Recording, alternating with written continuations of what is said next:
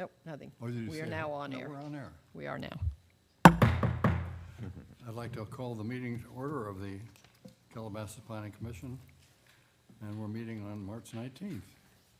Had a little technical difficulty at the start, so we're a little late, but we'll catch up, I'm sure. So, having called that, the roll is interesting tonight, because our chairperson, Matt Husseini, called and said that he didn't want to infect us all because he has a really bad case of the flu. So he stayed home, and that's why I'm sitting in at this post. And I suggested to Michael that we wear a mask because he's actually here. There's a little duress, right? Yeah.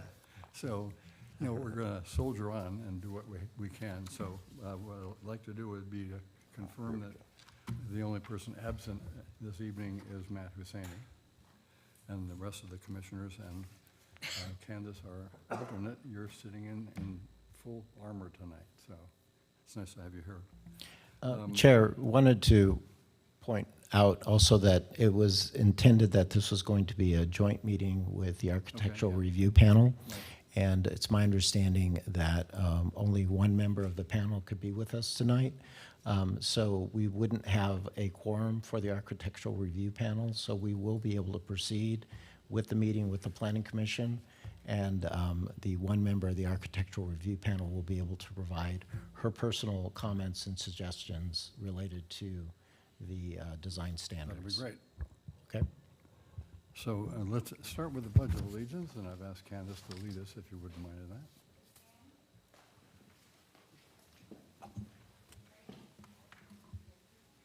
I pledge allegiance to the flag of the United States of America and to the republic for which it stands, one nation under God, indivisible, with liberty and justice for all. Thank you.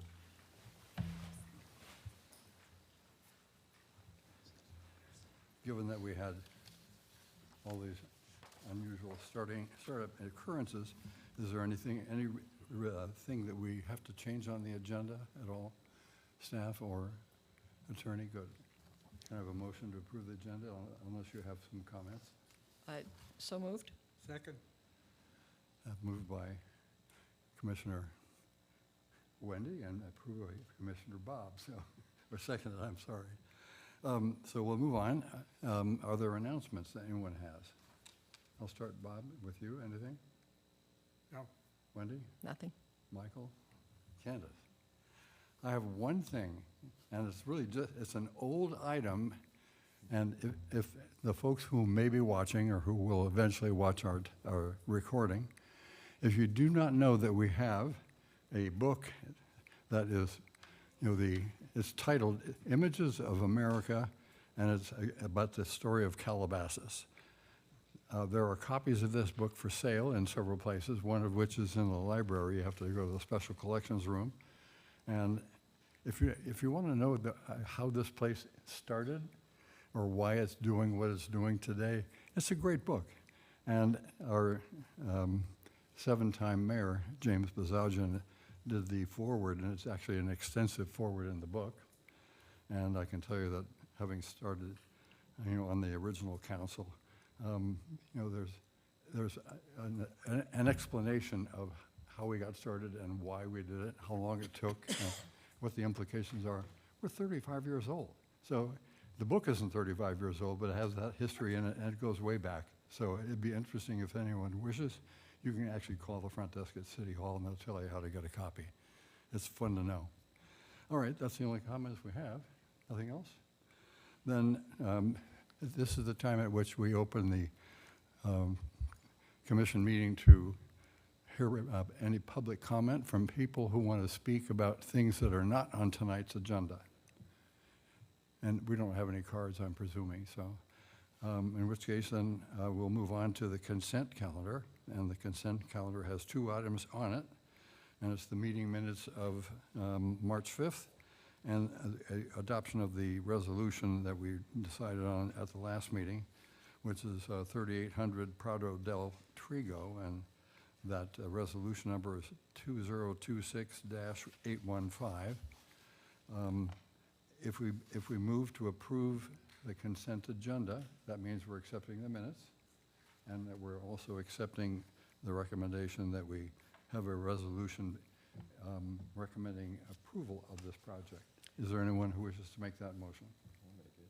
Michael, and then, when do you second? No, I'm actually going to abstain since I was not at that meeting, and there are enough commissioners here to pass it. Okay. so.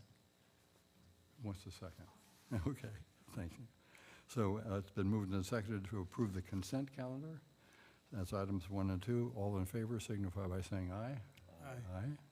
And we'll have one abstention, correct? Correct. I would just add that if you're looking at Robert's Rules of Order, if you read the minutes in the packet, I'm aware. you can. I'm aware, and Vote. if we did not have enough commissioners present to vote, I Right. would. Yeah. But it's not No, necessary, it's- so it's I'm aware. obviously personal Yeah. preference. But, the folks who are watching may not know that we do follow the rules the best we possibly can. All right, we have a public hearing now with the consideration of objective design standards, we call it ODS for short, for multifamily and mixed-use projects, inclusive of an ordinance creating the new section 17.12.147 of the Calabasas Municipal Code pertaining to objective design standards, and our staff will explain what that means, and amending the existing section, which is 17.12.145 of the Calabasas Municipal Code pertaining to multifamily housing to align the existing code with the proposed objective design standards ordinance. And there was a lot that's going to go on now, and ultimately we'll determine whether we move that on to the city council. So who's making the first presentation? Good evening, Commissioners. I'll be making the first presentation, and then we have our consultant here, JKA, to make a following presentation. Thank so you very much. for your consideration tonight is the draft objective design standards for multifamily and mixed-use development. Before you proceed, I do have a question. In the subsections, one of our tasks tonight is to see if, in terms of recommendations, that the Architectural Review Panel recommend to the Planning Commission approval of the objective design standards. Since there's not a quorum of the Architectural Review Panel, can we move forward with this? That's going to be up to Michael and John. John, I think. So we have reviewed the Calabasas Municipal Code, and it's not a legal requirement for the Architectural Review Panel to make a recommendation to the Planning Commission on design standards. So from a legal perspective, you can proceed tonight without that. Of course, it's within your discretion to determine whether or not you want to proceed without a formal recommendation from the Architectural Review Panel. So it's a discretionary decision. You could hear all the presentations this evening, and then maybe at some point, if there are particular issues that you really would like to hear from the entire panel, then that would be your call. But from a legal perspective, it's not required for you to move forward. Okay, thank you. And also, just to add, one of our ARP members that couldn't make it here tonight did provide written comments. I think they should be up on the dais. Yeah. At a later point in this process, I'm happy to read that into the record as well. Perfect, thank you. And we obviously have one of our fabulous 3 Architectural Review Panel members tonight, so I'm sure they had a lot of time and even energy to go through everything that we had to begin with. So if we need to have questions answered, or if there are issues that we bring up, you can speak to those. There just wasn't a formal representation of the panel here tonight, Okay, but we're happy to have you. So thank you. we'll I'm proceed. sorry to and interrupt. That was a good point. All right, moving on with a little background on objective design standards. So what are objective design standards? They are predictable and easy to interpret objective requirements for multifamily and mixed-use projects. And here we have just the difference between design guidelines and design standards. Design guidelines are subjective. They are recommendations only. They're open to interpretation, not measurable. They are should statements, and they are adopted by resolution. Design standards are objective, they are requirements that are enforceable as standards, they are measurable or verifiable, they are shall statements, and they are adopted by ordinance. And in regarding legal parameters and relevant policies, California Government Code Section 65913 requires cities to streamline the approval of certain housing projects by providing a ministerial approval process. California Government Code Section 66300 stipulates that where housing is an allowable use, a city cannot impose or enforce design standards established on or after January 1st, 2020 that are not objective design standards. And objective design standard is defined in state law as a design standard that involves no personal or subjective judgment by a public official and is uniformly verifiable by reference to an external and uniform benchmark or criterion available and knowable by both the development applicant or proponent and the public official before submittal of an application. So in summary, under state law, a city has to apply objective standards and a ministerial process in a review of a multifamily housing project. And there are multiple. If I can add, that's relatively new state law. Yes, I was going to And mention. I think that it might be helpful just to understand that all of us are dealing with this as if it's brand new. Yes, I was going to mention there's multiple different state laws that have amended the government code in recent years, which require cities to provide these objective design standards. So those are including the Housing Accountability Act, SB 330, or the Housing Crisis Act, SB 35, and AB 2011. So it's a combination of several relatively newer laws that are requiring the city to implement this.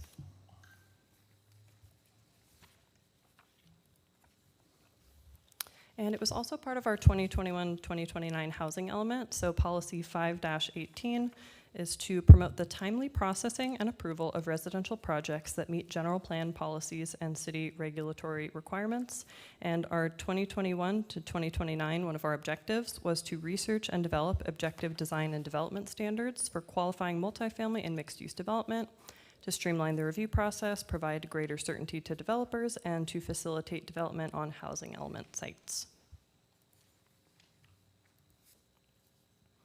The Planning Commission had previously discussed options for preparation of objective design standards, initially on April 18th, 2024, and on May 2nd, 2024. So based on that conversation in 2024, the Commission had requested that objective design standards be prepared that address the following: building articulation, massing, and bulk, different styles for different zones in the city, colors and materials, trees and landscaping, character and design of outdoor spaces, window styles and glazing for retail and other ground level commercial, sustainable design, and lastly, site design standards. So based on that direction from the Commission in 2024, we contracted with John Kaliski Architects, JKA, an architecture and urban design firm with experience preparing objective design standards for other cities, and began the process of preparing our ODS. The first step was research. JKA reviewed existing documents, including the Calabasas Municipal Code, the general plan, applicable master plans, and toured the city. And they'll get into this a little bit more in their presentation as well.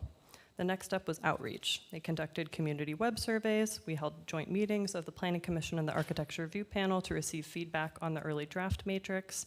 And we held a community forum to receive input and address any questions from the community. The final step is adoption. Recommendations from the Planning Commission on the final draft are required first, and then if the Commission recommends approval, the final step will be City Council for their adoption of the objective design standards. And in order to adopt the objective design standards, amendments to the Calabasas Municipal Code are required. Number one, the addition of section 17.12.147 to the Municipal Code regarding objective design standards. This is a new section that defines ODS, sets applicability, filing procedures, and review and decision process. It also adopts the actual ODS document by reference. The ODS will be a standalone document, but it will still be required standards under the municipal code rather than guidelines. And the second part is revisions to section 17.12.145 regarding multifamily housing in order to address a conflict regarding the definition of common outdoor space. ODS section 2.2.8 requires 50 square feet of passive amenity space per dwelling unit. And passive amenity space includes things like picnic shelters, gazebos, and fountains. The revision to the text of 17.12.145 ensures that this passive amenity space is required under the ODS will also count towards common outdoor space, which is required for multifamily housing. Under the current definition, those sort of passive amenities, gazebos, fountains, would be excluded. It's just a little bit about the process for applicable projects. So when a new multifamily or mixed-use housing project is submitted to the city, the objective design standards will be applicable to the project. Staff will evaluate compliance with the objective design standards.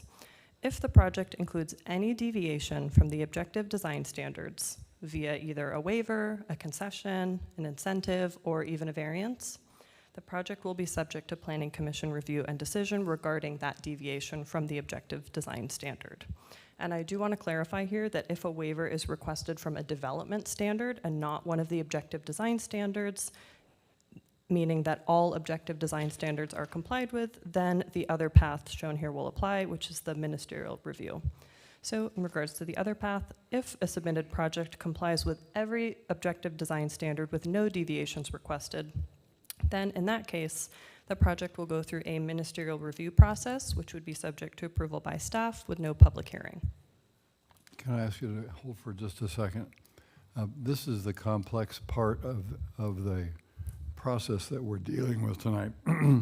And we have experience in Calabasas already where a number of developers or development requests have asked for waivers or incentives or concessions that are quite material to the effectiveness of our community and the management of that, not just planning department all the way up to the city council, of course. And I think it's important to understand the context of why we're going through some of this tonight. I kind of just said it in a way, and if I'm incorrect in what I just described, if you would make me a little sharper, I'd appreciate that. Yeah, so if I understand the question, you're saying that the standards that we're setting is what the community wants to see, right? The community's vision. So in the case of the objective design standards, if a developer is requesting a waiver, incentive, concession from what we're adopting tonight, then that is in the case in which a project would be before the Planning Commission for their approval of that waiver. Well, that's where we are, but the reason that we're here is because the state laws, and there are like 33 of them that I'm aware of in the past 2 years, that have essentially, made all of the cities in California, and there are, what, 483 of us now? We have to deal with the issues that the legislature and the executive offices of the state of California are asking us to deal with, oftentimes without an awful lot of help, and certainly almost always without any funding to deal with what is essentially an unfunded mandate. So we're doing this process tonight because it's important that we become fully aware of everything that's coming our way and that we're being asked to do, and it's pretty much at a rapid pace, as we all have been dealing with. And I would ask one more thing, and that is that while the language is accurate and, as far as I'm concerned, worthwhile, the people of Calabasas, if they're reading any of this, they're going to want to know, some of the details of this. That just the idea even of having objective design standards is relatively new, and it's a challenge to the authority and the wishes of the government of Calabasas and the people here thereby. So I kind of want to get that plug in there because there's a lot that you have all dealt with and we have all dealt with to this very day and this very meeting. And it's important because it affects the future of Calabasas in a very big way. Tell me if I'm missing the points. Okay. No, I think But you've thanks. explained it. And you have explained this to us, but here it's part of a 2-year process almost at this point. So I bring it up because it takes a lot of time for us to respond to get there. And this educational process tonight, I think, is extremely valuable to the city and will be also to the city council, should this go on to them with our full discussion this evening. Right. What we want to emphasize here with the process is that we are required to adopt these we're required to adopt objective standards. We're required to provide for that ministerial process, but the city has the ability to decide what objective design standards we want to adopt. So that's really what we're doing here tonight. But after we adopt these objective design standards, this is the process that an application would go through. The Right. 2 different pathways, depending on whether or not they're trying to deviate from the standards that we set tonight. Well, that the council eventually sets. Thanks.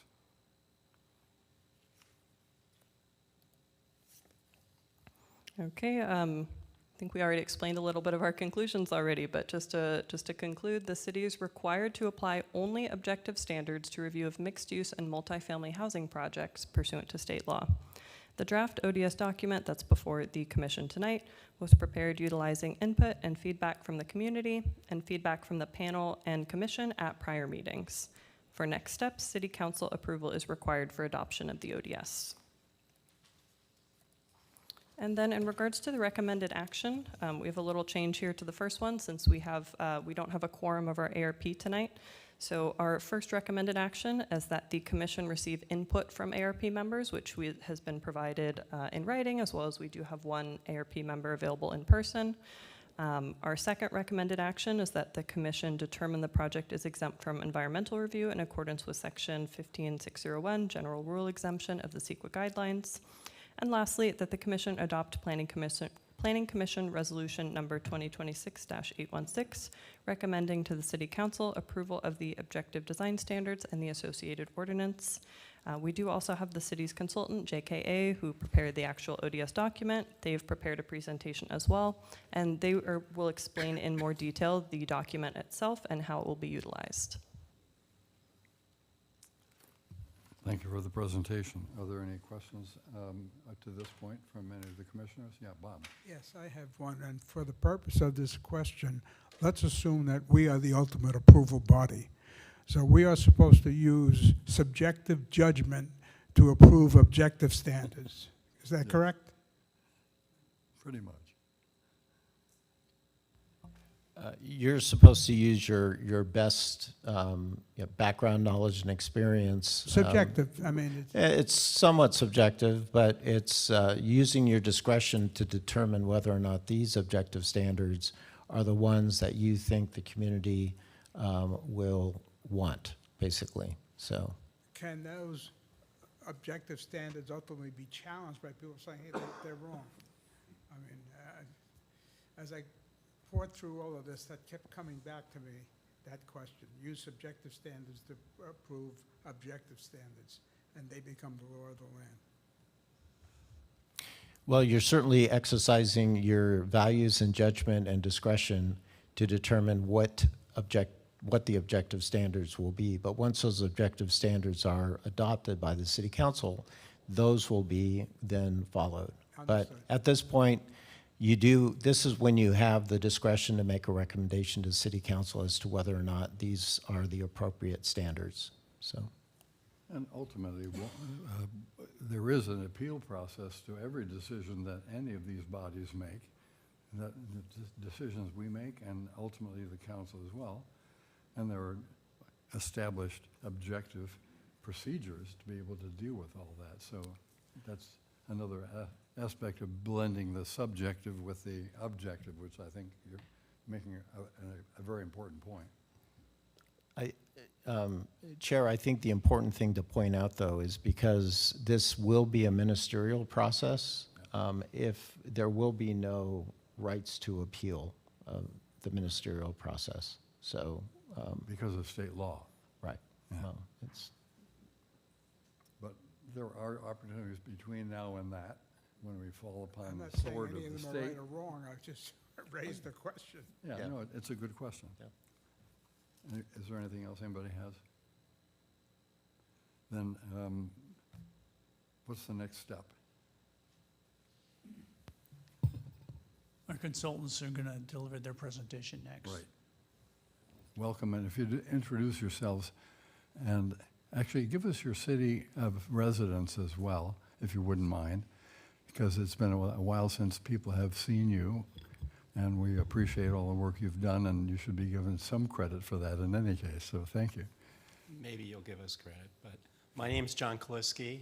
Our firm is JKA. We're located in the city of Los Angeles in the Wiltern building, where maybe some of you have gone to the theater there. Oh, yeah. And I happen to live in Los Angeles, about a mile from our office. And I'll turn it over to my colleague to introduce herself. Yeah, hello. My name is Ami Bhatt. I'm the Director of Urban Design at JKA. I am also in the city of Los Angeles, the Los Feliz neighborhood specifically, and I'm happy to be here today. We're also here with Daisy Sun from JKA, who's sitting back there taking notes on our behalf. Daisy, you're from Larchmont? Larchmont. Thanks for the intro. Yeah, of course. We're happy to be here today to talk about this document that we've worked very hard on, and we're very much looking forward to your feedback today. We were hired about a year ago, and we set these project objectives at the beginning of the project that we've tried to adhere to this entire time. The first is to explore and define Calabasas built form and environmental design character. We did that at the beginning of this project through a city tour that staff took us on so we could see the city from their perspective and their insight. We've also been back here many times in the last year to gather our own observations and collect photographs and other forms of documents. We prepared a site analysis report also at the beginning of the project, and that was a way of understanding the existing conditions, what's already been written in your municipal code and your general plan, and any other supporting documents of the city in order to be able to understand what Calabasas built form and environmental design character actually means. The second thing that we attempted to do in this whole process is to optimize engagement with stakeholders, city staff, and decision makers.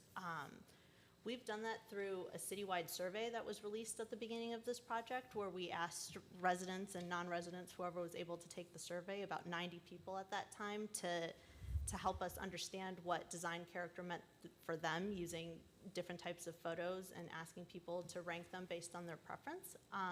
We've also spoken to you guys a few times in the last year through ARP and Planning Commission joint study sessions. We had a community workshop back in October where we also conducted a sort of poster board exercise where we asked people to use stickers using photos of precedent imagery to kind of help us gauge what character is important to them, and then had a follow-up discussion with them to try to understand what Calabasas meant to them.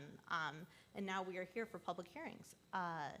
So the last project objective is translating community design values. So everything that we've heard, making sure that we could turn those into objective design standards, and that's the document that's kind of there in front of you today. But that document is a result of a lot of work that went beforehand, one of which was an ODS framework matrix, which we brought to you, I believe, in either the first or the second study session we had with the ARP and Planning Commission, just to kind of get our initial ideas down as to what we thought these standards would be. That evolved into the ODS document, which has gone through multiple iterations with staff comments. We also prepared a user guide as part of the document, which is chapter 1 of it, that kind of begins to explain some of the ideas that Jacqueline was presenting about what objective design standards are and applicability. And with that happened over this year. So in the last year, March 2025 is when we began. We are here March 2026, and all of that work is really a year-long process. May I just ask you to hold for a second? Yeah, of course. Bob, I think this answers your question, is like, how do you sync up subjective experience and judgment with objective standards? Because that last description actually made me think of that being not a totally adequate answer, but it's the realm in which you're asking your question, I think. Yes, no? Well, we would have different values presumably, so Right. Well, and that's kind it's of a what big we're, gray area. and that's why we're having this meeting and why we're looking at these documents. It's blending the subjective and objective needs that we have. Anyway, I didn't want to go too far into that, but Yeah. if you'd continue, right, but at least I heard that from your description here on page 2, so thank you. No, absolutely. Values can be subjective, and it's part of our job to listen to those values and try to turn them into objective language, which we've brought for you guys to then give us feedback as to whether or not the objective standards that we've written kind of reflect the ideas that you've been sharing with us throughout this process. So the document in front of you, we have a little diagram to show how an applicant would use the document. I think the first is making sure that the proposed project is within a multifamily or mixed-use zone, and that it is a multifamily or mixed use with a residential component development. Any other uses are not applicable to this document. The second portion of that is whether the proposed project is in the commercial Old Town district. The importance of that is that because we have two sections as related to architectural detail in our document, one would be if you are in Old Town, you would comply to objective design standards for the Old Town Calabasas character, and for the rest of the city, we have a Calabasas regional chapter. So it's important to make that distinction at the start of the project. We have 4 chapters in this document. The first is the user guide, which I'll talk about in more detail in a second. The second chapter is site and open space objective design standards, and the third chapter is massing and bulk objective design standards. So an applicant that would go through this process would have to be in compliance with the standards for ministerial approval process within those first 3 chapters. But as they get to the 4th chapter, they're able to go one of 2 sections. It would be the Calabasas Regional for the rest of the city, or an Old Town Calabasas architecture section, which is specifically for Old Town. So the user guide is kind of an introduction to the document in many ways. We start off by speaking about what objective design standards are and where they're applicable. We also took some time to write a narrative of what we thought Calabasas character and identity was to kind of shape the intent of this document. And then following that, there's some more logistical things, you know, the different topics that are in the document, how it can be used, what the document kind of looks like in terms of layout and aesthetics. And then most importantly, in my opinion, is the key terms. We initially chose to put that at the front of the document just so that it's something that we expect applicants to kind of look at and understand the terminology that exists versus having it towards the back end. So a typical ODS and compliance checklist layout, this sort of explains how we've set up the document. We have 2 columns to the left of it. One is the applicant checklist. So as they go through these standards, they're able to check off whether they're compliant or not compliant with the standard, and then provide in that little spot what sheet number of their application that proves compliance with that standard. There's a gray column to the left of that the city would use to do the same exact process to see whether or not the applicant is compliant, and that checklist kind of exists within the standards themselves. We have different sections, so like site design in this example is the section and the standard itself, and then all the way to the right, we've tried to use some sort of photograph or illustrative diagram to kind of further explain the standards with a caption in and of itself. So the second chapter is site and open space standards, and we have 3 subsections within it. There are standards for site design, standards for landscaping design, and standards for parking. An example of that is related to canopy trees. This standard itself asks to provide a minimum of 1 canopy tree for every 20 feet of public street-facing frontages. We have a diagram that hopefully begins to illustrate that in a little more detail for people that want the visual with the text itself. We also wrote in this case a standard about canopy tree location, saying that a minimum of 30% of canopy trees shall be within 20 feet of a public right-of-way, and that's ensuring that the trees kind of exist within that front yard, with at least 1 canopy tree within 20 feet of a building entry, so to make sure that there is some sort of character related to the building entry and landscaping. Another example within the site and open space is related to canopy tree selection or shrub selection in general, and I wanted to include this standard because these are the standards that relate back to the appendix of the document. So this specific standard talks about canopy tree species and that they should comply with all of the following. And it says a minimum 80% of the total number of canopy trees shall be selected from section A-2 in the appendix. This allows people to utilize this appendix that I'll talk about in just a second, but that only 80% have to come from the list that we've provided, giving the applicant 20% to pick species that are not on the list. Of course, it says invasive species identified by the California Invasive Plant Council are prohibited, and then no more than 50% of canopy trees shall be comprised of the same species, and that forces people to select at least 2 options, so it's not just one tree that's being utilized. And at least 1 canopy tree shall be a California native species as identified in this section. So with that section, I'll talk a bit about the appendix. We have tree and plant lists related to trees, shrubs, perennials, and grasses, and ground cover. The way that that works is that within the appendix, we've provided plant identification, the common name and the botanical name. We've listed the water requirement, and there's an opportunity similar to the checklist in the ODS section where you can share the number of trees provided and the sheet number of your application where that is proven. So this tree and plant list came from Gary Lai, who was a landscape architect that we consulted with throughout this process.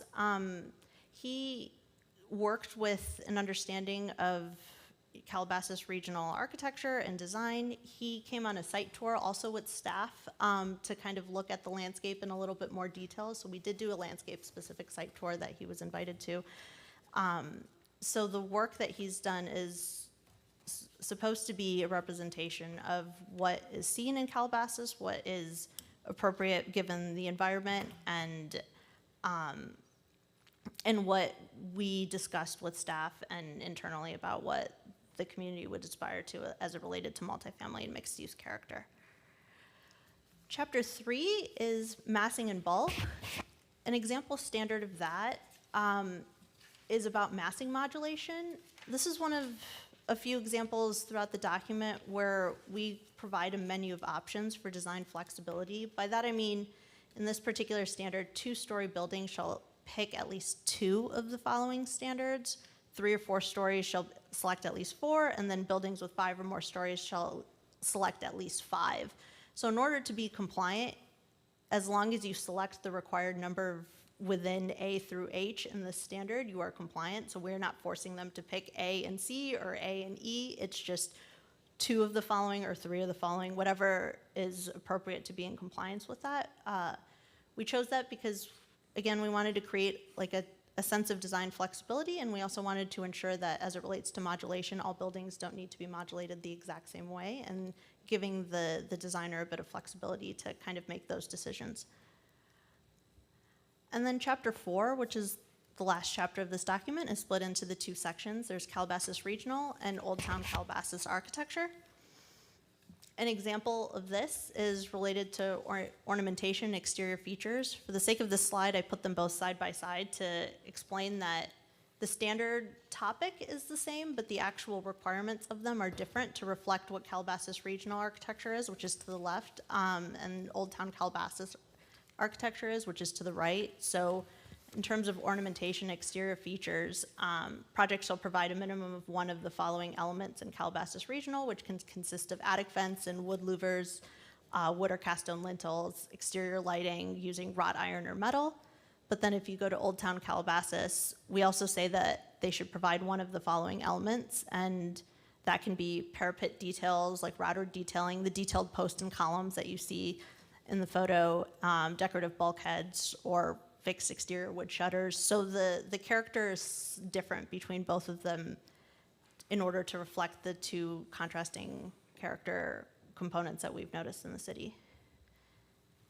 And with that, that concludes my portion of the presentation, but we're happy to answer any questions and receive your feedback. Thank you so much.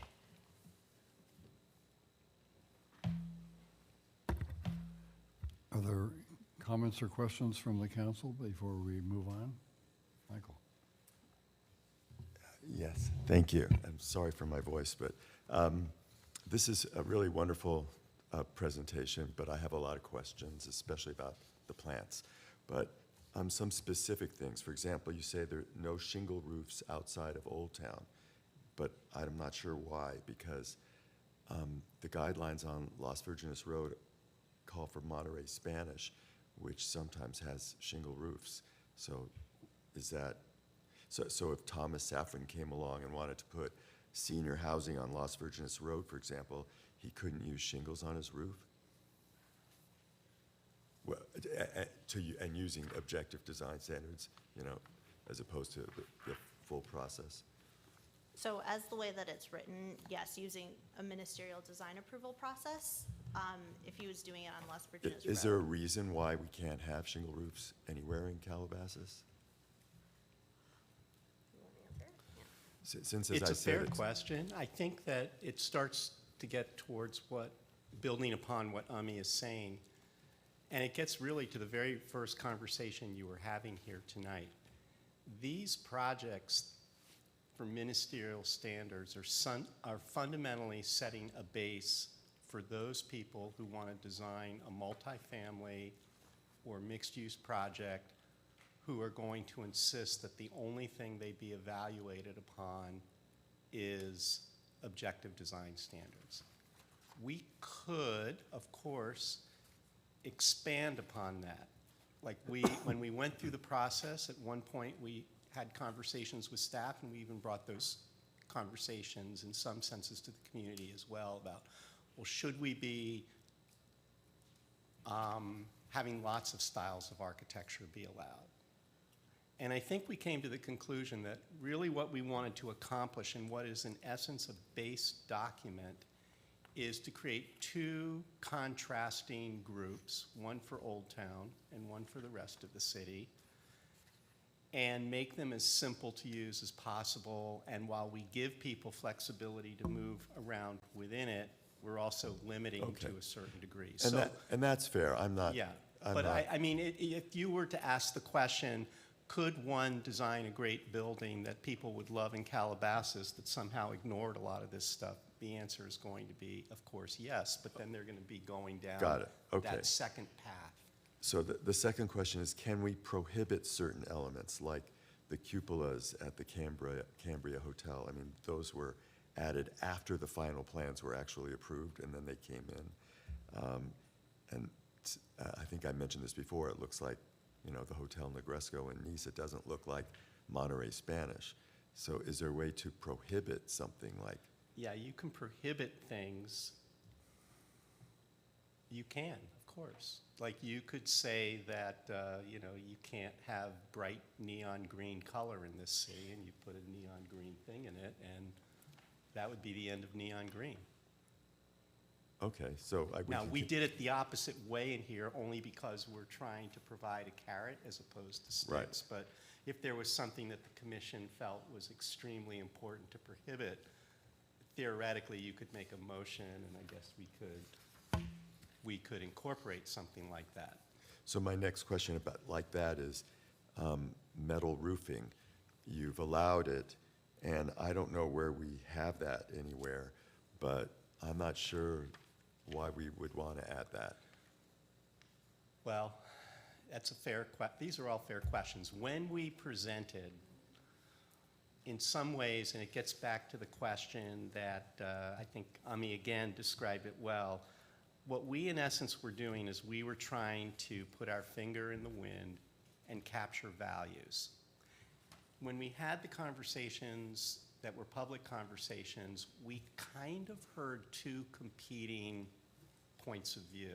And it was really with the architectural review panel that we heard this, and so maybe you might want to talk to them as well. But Okay. what I at least got out of it, and I felt like our office got out of it, was that there was not an appetite to force people into an architectural style. There was a kind of encouragement of not completely squashing contemporary expression, and yet at the same time there was a desire to somehow have it be specific to Calabasas. So what we tried to do within the Calabasas regional is build in some basic choices that would allow people to go both directions, either towards something that was very style specific if they wanted to, or what I would describe as a more contemporary take on that. So that's why the metal roofs are in there, because you do see metal roofs, like one of your buildings out there, commercial buildings out there does have metal roofs. That's a contemporary building. We were told that was a happy building for a lot of people, at least the architects in town. So we were trying to balance this out and give people some choices, but not too many choices, and let them go two different directions, but within this thing we called Calabasas Regional. So that's not allowed in Old Town? Because I think would have metal thought, roofs are allowed in Old oh, Town. because I would have thought that would be more appropriate there if it's sort of a western look. Okay. I'm just asking about that one, and then the next one I want to know about is white gutters, white windows, and white doors. They seem to be prohibited unless the walls are white, and I'm not sure that is, I see white gutters all over the place, and even with pastel walls. So why would we want to prohibit that? Well, we do allow the gutters to be the same color as the primary wall material. Right, but like where I live, all the homes were originally pastel, and they all have white gutters. But that wouldn't be allowed under these objective design standards. Potentially. So depending can't we upon just how you add look at white it. Yeah. as a I mean, that could be possible- tweaked a little bit. Yeah, so we could add white if we want to? Okay. That would be a comment, though. Because I think, I'd have to read it more closely, but I think you're, There's a list of colors, and one of them, you have copper and all this stuff, but you No, could- it's an accurate statement. At the moment, you wouldn't be able to use Yeah. a lighter shade of color unless for your gutters house was- unless it Then was the a primary adjoining color. wall Right. color. right. And then so think about that. And then for Old Town, and Joel will know what I'm talking about, but he's not here. Siding is allowed to be used, but can we restrict it to Class A or whatever the most strict standard there is for siding? We just had that issue come up on a house in. Sure. You mean like, the first Highlands. of all, we're not prohibiting fiber cement siding, which would meet all Right, but I those want to prohibit requirements. anything that's fire, that could be, that could, Flammable? yeah, I right. believe we had added a sentence somewhere at the beginning of the document to that effect, right? I think there's an overarching statement somewhere that says it has to meet all fire code requirements. But can we Yeah, just and that make would it- happen anyway through the building Okay, and safety but process. can we just specify Class A? I think we specify it for the whole document overall, not specifically for Oh, that citing. I think okay. it's an overarching statement somewhere. We can find exactly where, but it was supposed to be, everything has to be. Okay, but siding is going to be common in certain places, and I'm just concerned that, And that's a building code requirement, so I would avoid putting that in here, because as the building codes change, you're gonna Right. not capture that. but I would put it in because the building code doesn't require Class A, and I- we do have fires here. I believe the way we word it is that must comply with the current very high fire codes, something like that. There is a general statement applicable to all of the Once you're in standards. Once you're in the high hazard fire zone, you revert back to certain sections of the code which do require certain types of fire But they resistance. don't require Class A, and that's why I added it for a project in the Highlands, so I don't know why we can't just say Class A right now. We're talking about multifamily, not single-family. Yeah, Okay. right, Well, the Highlands is a single-family. right, no, if there's any siding, it should be Class A, I think. On the trees and shrubs, and I told you I have a lot of issues with that, because it's the first time I've seen that.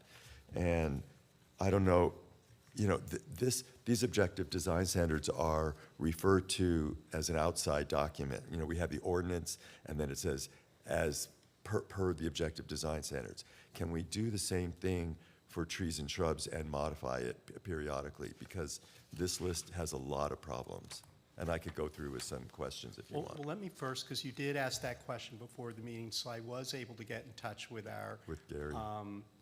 with our landscape architect, and I did review the notes, and there are a couple things to say about it. One is every single plant, well, let me start off this way. Let me get to the end of the statement before you jump on me. Okay. Every plant in the list is basically within one of two categories. It either is on the Los Angeles County Firescape guidelines, and it is in other documents that we have either in a Zone A or a Zone B requirement. And if it's not in that list, it's a California native plant that is basically typical of this area, either in the Woodlands area or what was the other one called? the chaparral area. Right. So what Gary tried to do, and he did also cross-reference it back to Wu Call's lists as well. So I think what the sense was as we went through it was that we had this list. We did expand it one time and put more. We also had a whole conversation as we were going through this about, well, is the list completely rigorous, or can the individual property owner, choose some other things? And so we built in a little bit of flexibility for people to have their little gardens or whatever.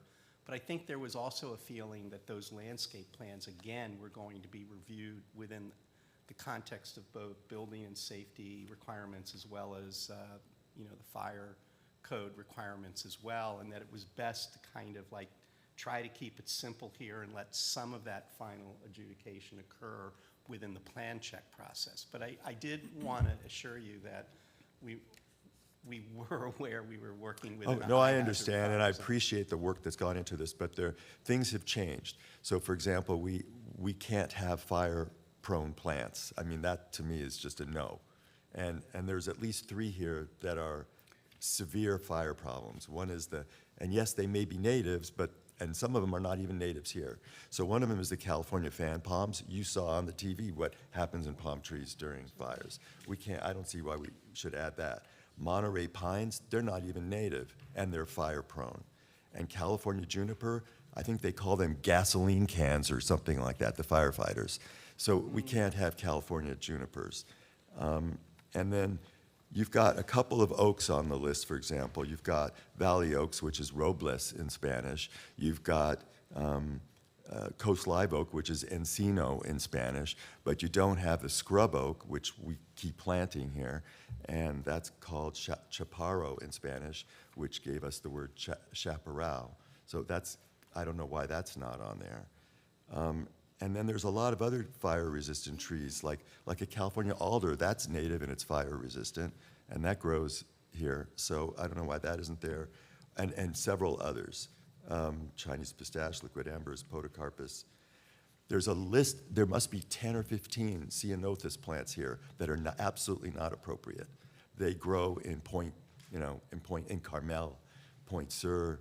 They're like foggy ground, Central and Northern California ground covers. And yes, they are drought resistant, but I've tried growing them here and they croak in no time because it's way too hot here. It's not, and too bright. And they grow in foggy summers. So there's like 3 that will grow here, the concha, crassifolia, and dark star, but there must be 10 or 20 of them that will never grow here. So they should be removed from that list. And then I think we should add some more California natives to attract insects and birds and things like that, like milkweeds for monarch butterflies and California sunflowers. And then my last question is, can we ban artificial turf? There are some cities that have banned that because of the plastics residue. And the fire department doesn't want it near structures anyway. We're supposed to keep it away from structures. Can we simply prohibit that? I'm just talking about objective design standards, not, overall. Right. Well, the answer to all of your questions is, depending upon what you do tonight, we can absolutely further build out the landscape list. I'm sorry that Gary's not here. He had a prior commitment. We had wanted him to be here. I think he's a pretty thoughtful person, and he is much more qualified than I am to answer your specific questions. So I'm not going to try. Well, can I speak with him or go over some of this with him? Or? Yeah, no, I'm sure that could be arranged. And then the issue about can you ban artificial turf? Well, we have done projects where we've more or less banned it, and if, again, that was there's an interesting conversation to be had about it. I'm just talking about objective design standards, not. The one thing I'll say about it is that when you are designing multifamily housing projects, a lot of the newer ones have dog runs in them, and they do typically use artificial turf in the dog runs. That's what euphemistically is called self-cleaning, but it's based upon the fact that it's artificial turf that has these beads in it that basically suppress the various odors that are associated with that, and there are maintenance procedures that are associated, but most developers of multifamily houses that are, or apartment buildings that are putting in those types of amenities, they like to have some flexibility Well, to can use we it. add that?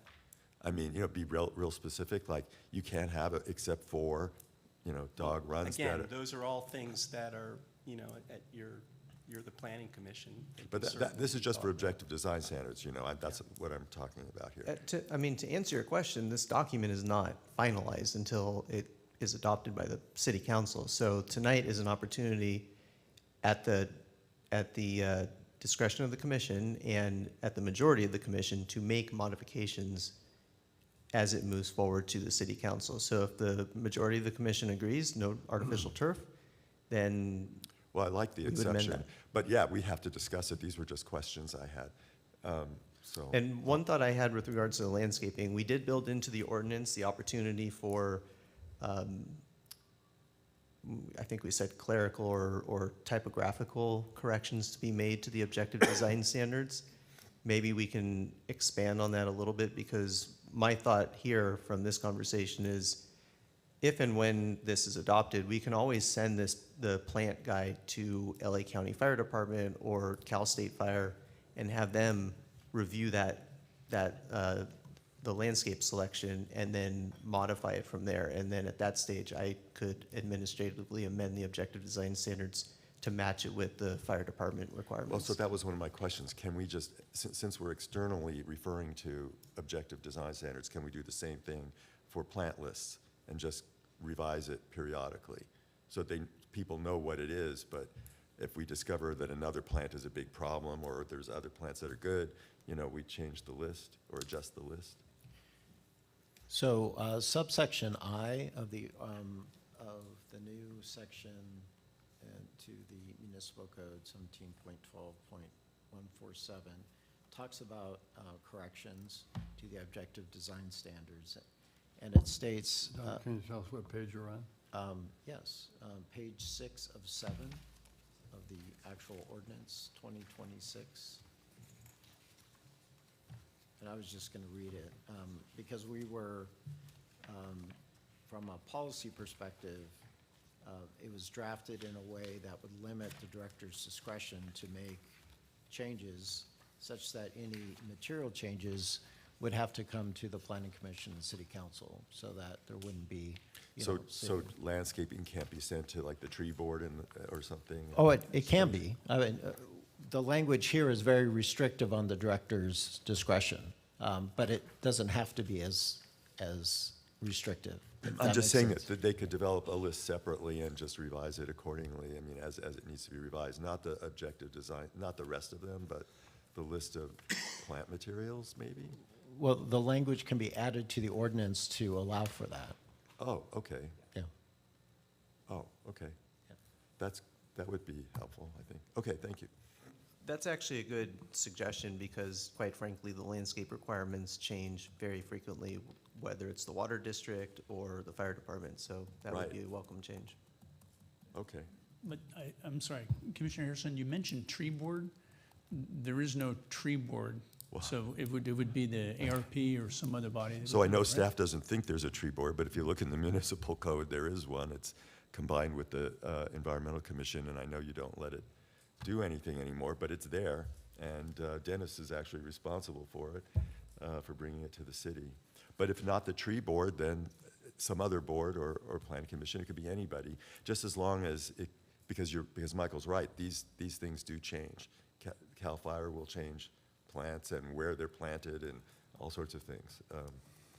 In fact, I think we're waiting for more regulations on all that. So Yeah, I would recommend modifying the section that Mr. Fox just read to allow for the director to modify the landscape section or the appendix of the objective design standards based on recommendations or review by either the water district or LA County Fire Department, CAL FIRE, et cetera. that's good. I mean, as long as there's a list, it's objective, right? I mean, but the list may be revised, and I think right now it needs to be revised a lot, but And there's also an issue of timing on these things as well. So I think The point's made? Okay, yeah. You okay? Yeah, I'm fine. Any other comments or questions from the other members? Wendy? No, other than to say that I fully agree with the adding language to allow for revision of, for example, the landscape list to comply with either CAL FIRE or Or even science? Right, there could be any. Yeah, the changes. current conditions. I don't know if that's too general, but I think, Michael, I think that the concept was understood, and I think that the wordsmithing can be done to make it work out. So I'm fully on board with that. Candace, do you have anything? Please. On the primary colors for, or primary walls, that's the exterior walls of the buildings. What page are you on now? Oh, sorry, page 28. If you look, it says the color palette for primary walls. Yeah, any primary walls are considered the exterior of the I know building. it's hard to tell on here, but is there like a white or like a bright white? Because I feel like a lot of the buildings in this area, like especially around here, are more of like a bright white. And I don't really see any white. Well, that's a great observation. I feel like at some point we did get comments discouraging us from having bright white. So we didn't put it in there, but if it's the druthers of everyone to put in, I think you made basic that. white, we're happy to do that. I mean, there was a comment that was made at some point is we don't want to look like Santa Barbara. I love Santa Barbara. And again, I don't, that's neither good nor bad. I think that what's really interesting about this type of exercise is that you're Calabasas. And over time, these types of objective design standards will sort of shape the ethos of the place in some way and the identity of the place. And I think that's a good thing, but I do think that you have to sort of have a conversation that's a community conversation about where do we go with that. So I mean, I would say go where you think is right, and if you think bright white is right, then it should be in there. But we did this based upon the sum of what we heard and trying to like get it right, but it's a very difficult thing to get exactly right. And a question, Candace. I know that there has been a real trend towards white with single family. I don't know that I've seen it so much in terms of multifamily and mixed use. Yeah. And I for one would, I mean, you're talking about an expanse of walls with those projects, much, much greater than with single family. And I don't know how bright white would fly. Yeah, it's in a couple images in the packet too. Yeah. If you wanted to take a look. Yeah. So I just, But at least we can have white gutters. Do you have a recommendation of how we might Well, if you go to page 20. address the issue? Well, you could, if you wanted to see, it's on page 26, page 27, just to get an idea. It's in a lot of the images. I'm trying to think if I've seen a lot of white or bright white or frost white on any of the commercial buildings or multifamily buildings we have in town. It's not an argument, it's just, most folks have color preferences that are not very generalizable. It's really interesting. So it winds up, at some point, you do have to exercise discretion, and maybe that's an area we should be talking about. And I heard the two of you talking about the potential of, and John, you said it as well, it's like dealing with the discretion that we allow, or maybe the language that we write into this and send to the council in such a way that our staff, Like an which off-white. is attuned to the character and the customs of the community, they can update and create a revision to the updated list in a way that is responsive to the way the world works. And I'm not sure whether you've actually already dealt with that. I didn't see it in the paperwork so far, but I would want to have the people who we hire,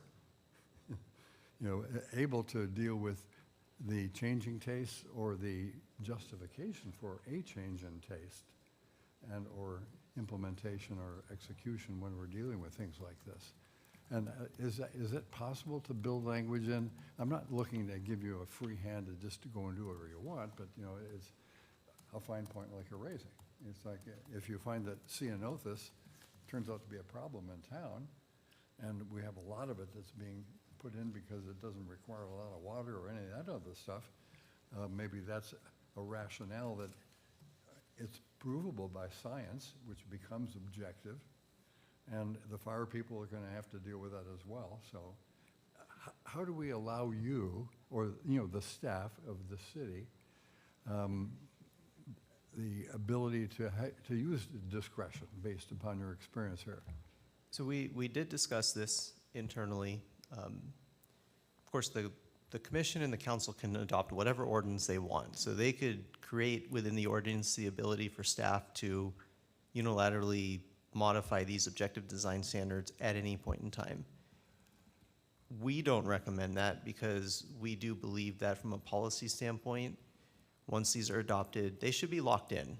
And the only way to modify the objective design standards, in our opinion, would be to go back through a process like this that involves the public and involves the Planning Commission, the ARP, and then ultimately the City Council to approve those modifications. I mean, it's not addressing entirely what you're saying, but that's just our recommendation. Who knows who's going to be sitting in our department 5, 10, 15 years from now, and we want to make sure that there's some protection that if this is what's accepted and adopted, that's going to remain in place and can't just be changed because someone wants to change it. The recommendation on the landscape is a good recommendation. So that one is worthwhile to modify in the ordinance. I frankly wouldn't recommend giving much more leeway to staff on the rest of the document. Would we be challenged by the state in some manner? We shouldn't be challenged by the state, but I can't guarantee that. We're also pushing the envelope on a couple of things here that, frankly, we may be challenged by the state. One of the, I'm going a little bit off topic here from your question, but one of the lessons that we have learned from our experience with other cities and when we've had conversations with them in implementation is, and Jacqueline mentioned this earlier, they go through the effort of creating all these great standards, basically taking the values of the community and making them objective, and only for projects to come in with density bonus requests that opens up incentives and concessions, and then they just ask for waivers for X number of standards that everyone went through so much effort to work on. We can't stop that because that is what state law allows for them to do. We're going to push the boundary a little bit and say, all right, well, if you are going to request a waiver from these standards, then or an incentive, then you are going to go to the Planning Commission, and the Planning Commission will be the ultimate decision maker on that project. Otherwise, just meet these standards.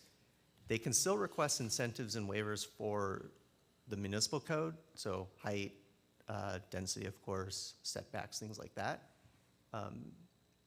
And can still go through the ministerial process. But we're trying to preserve and protect these objective standards because so much effort went into it, and we want the community to be assured that they're going to get what was adopted, and if they're not, it'll come to Planning Commission.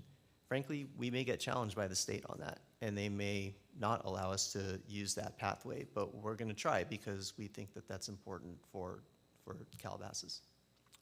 It occurs to me that there's been an undercurrent here, the boogeyman of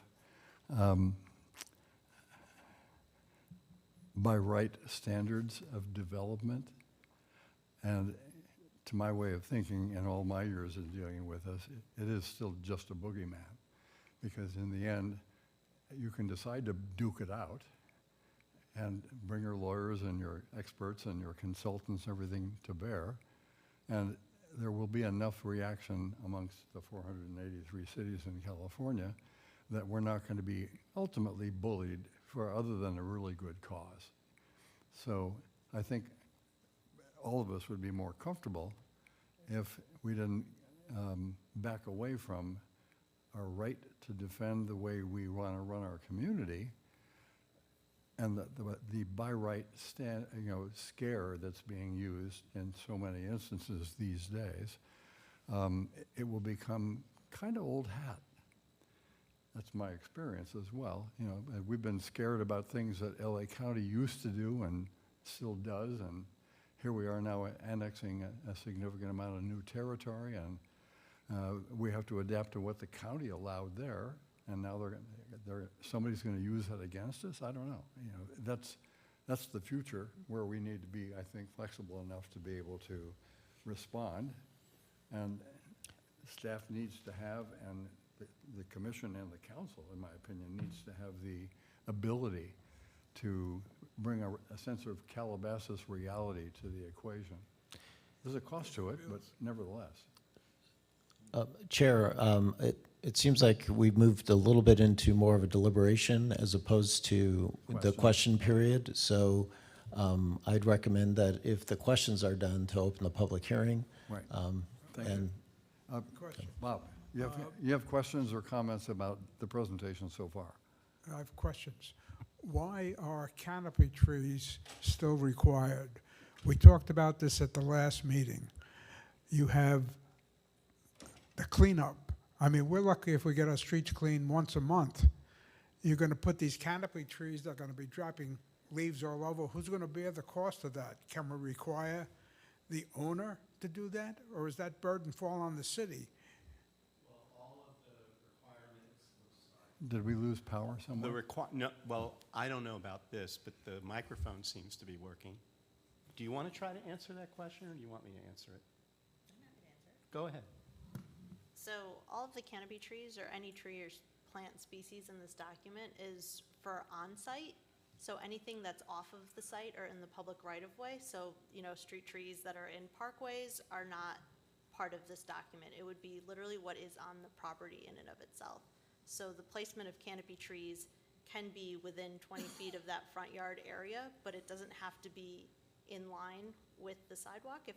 That is up to the discretion of the designer. The question is, why require canopy trees? I think it has to do with notions of minimal standards of shade, and I think that it also has to do with a lot of the places where these multifamily buildings are being allowed are in the more built-up sections of your city. More reason not to have those trees. Who's going to clean up after them? Well, I think that gets into a different issue, though, which probably Michael could answer, which is that if somebody really neglects their property, I think most cities typically have other Well, ways it's a of getting at that. requirement issue. If you leave it up to the owner that he wants to put them in, but you're requiring canopy trees. I think And we that's did why I'm asking, why require them. require them? I think that we were interested in trying to get the frontages of buildings to basically have some balance of mitigating landscape that buffers the architecture with the landscape. And I think that that is something that, you know, from a design standpoint is important. I think a lot of the time the best mitigation of bad architecture is good landscaping. And so we were trying to, for these by right projects, assure that there was some type of minimal landscape-based standard that developers would need to meet. Because I mean, this is just our personal opinion or my personal opinion.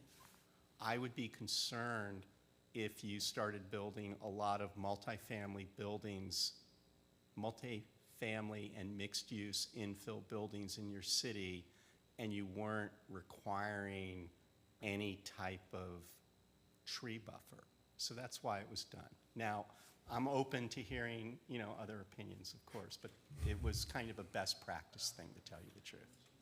Well, Bob, if I can have this conversation with you, if we don't have something in the objective standards that at least gives an opportunity to create not just the tree canopy, but the space that you hope you'll find and the peace that you'll find when you're walking your dog with a tree canopy, instead of having literally the building come right up to the absolute minimum setback from the public right, sidewalk or right of way or walls or whatever.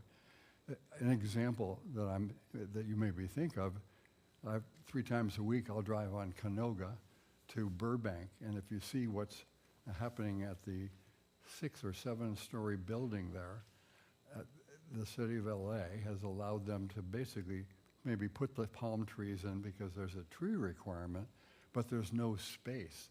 The only trees or space that you find in the whole project is in the entry Port Couture, and there's almost no landscaping in that at all.